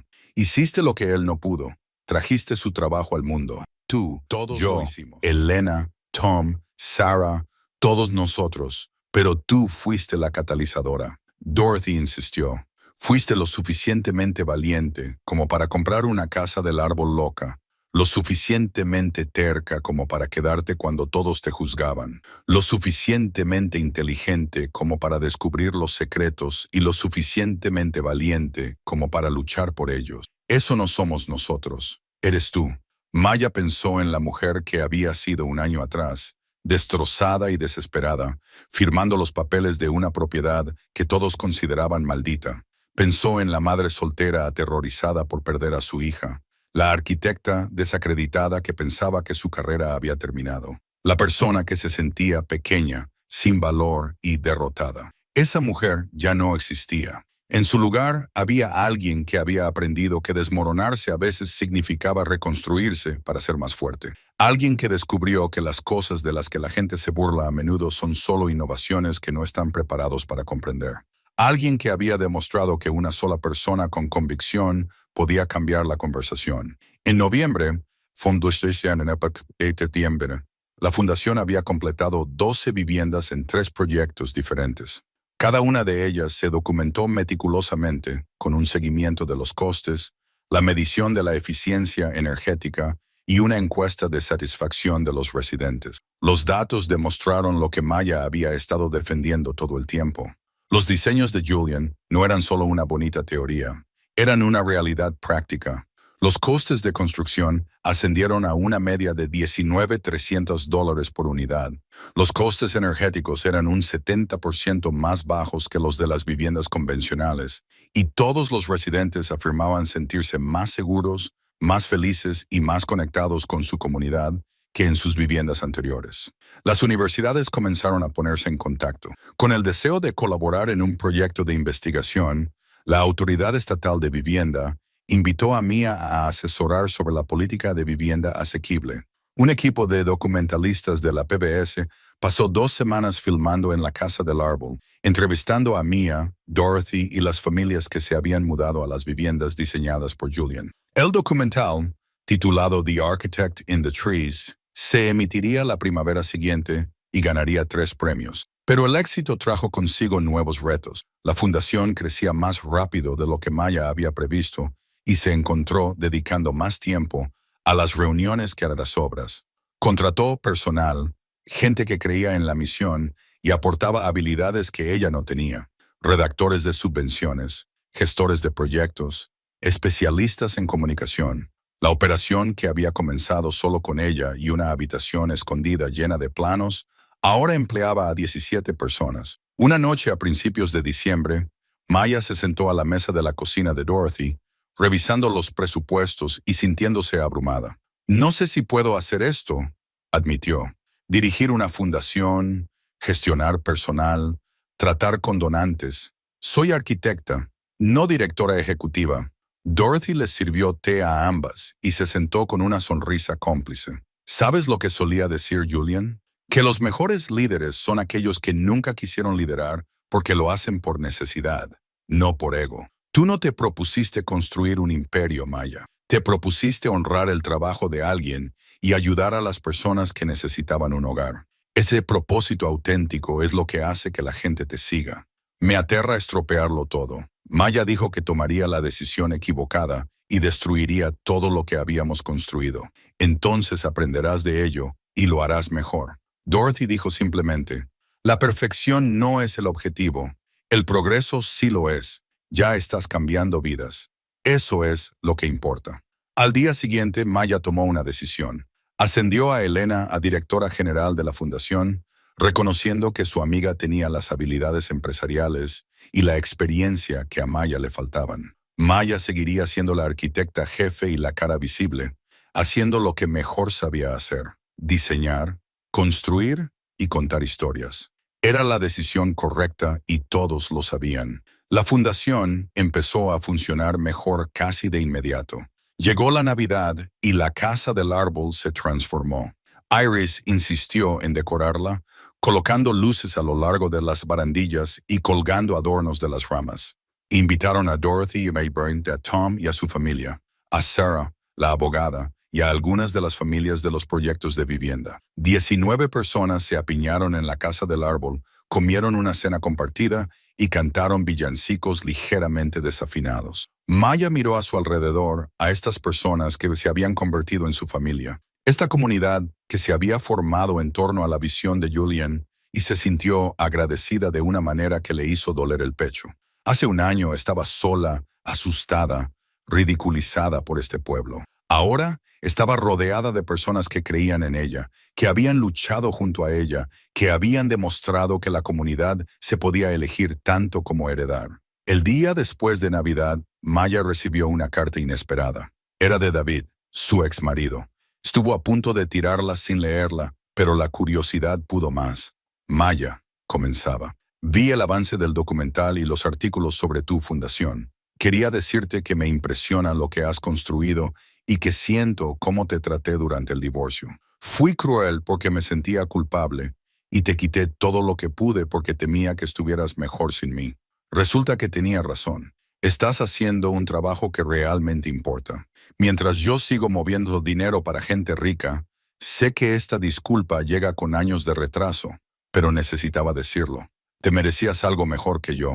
Iris tiene suerte de tenerte como madre. David Maya lo leyó 2 veces y luego lo guardó en un cajón. La disculpa no cambió nada. No reparó el daño ni compensó el dolor. Pero fue una especie de cierre. La prueba de que ella no solo había sobrevivido a su crueldad, sino que la había convertido en combustible para algo significativo. Ya no necesitaba su validación. Había encontrado la suya propia. Cuando el año pasó de 2023 a 2024, Maya se encontraba en la plataforma de la Casa del Árbol a medianoche con Iris, envuelta en una manta a su lado.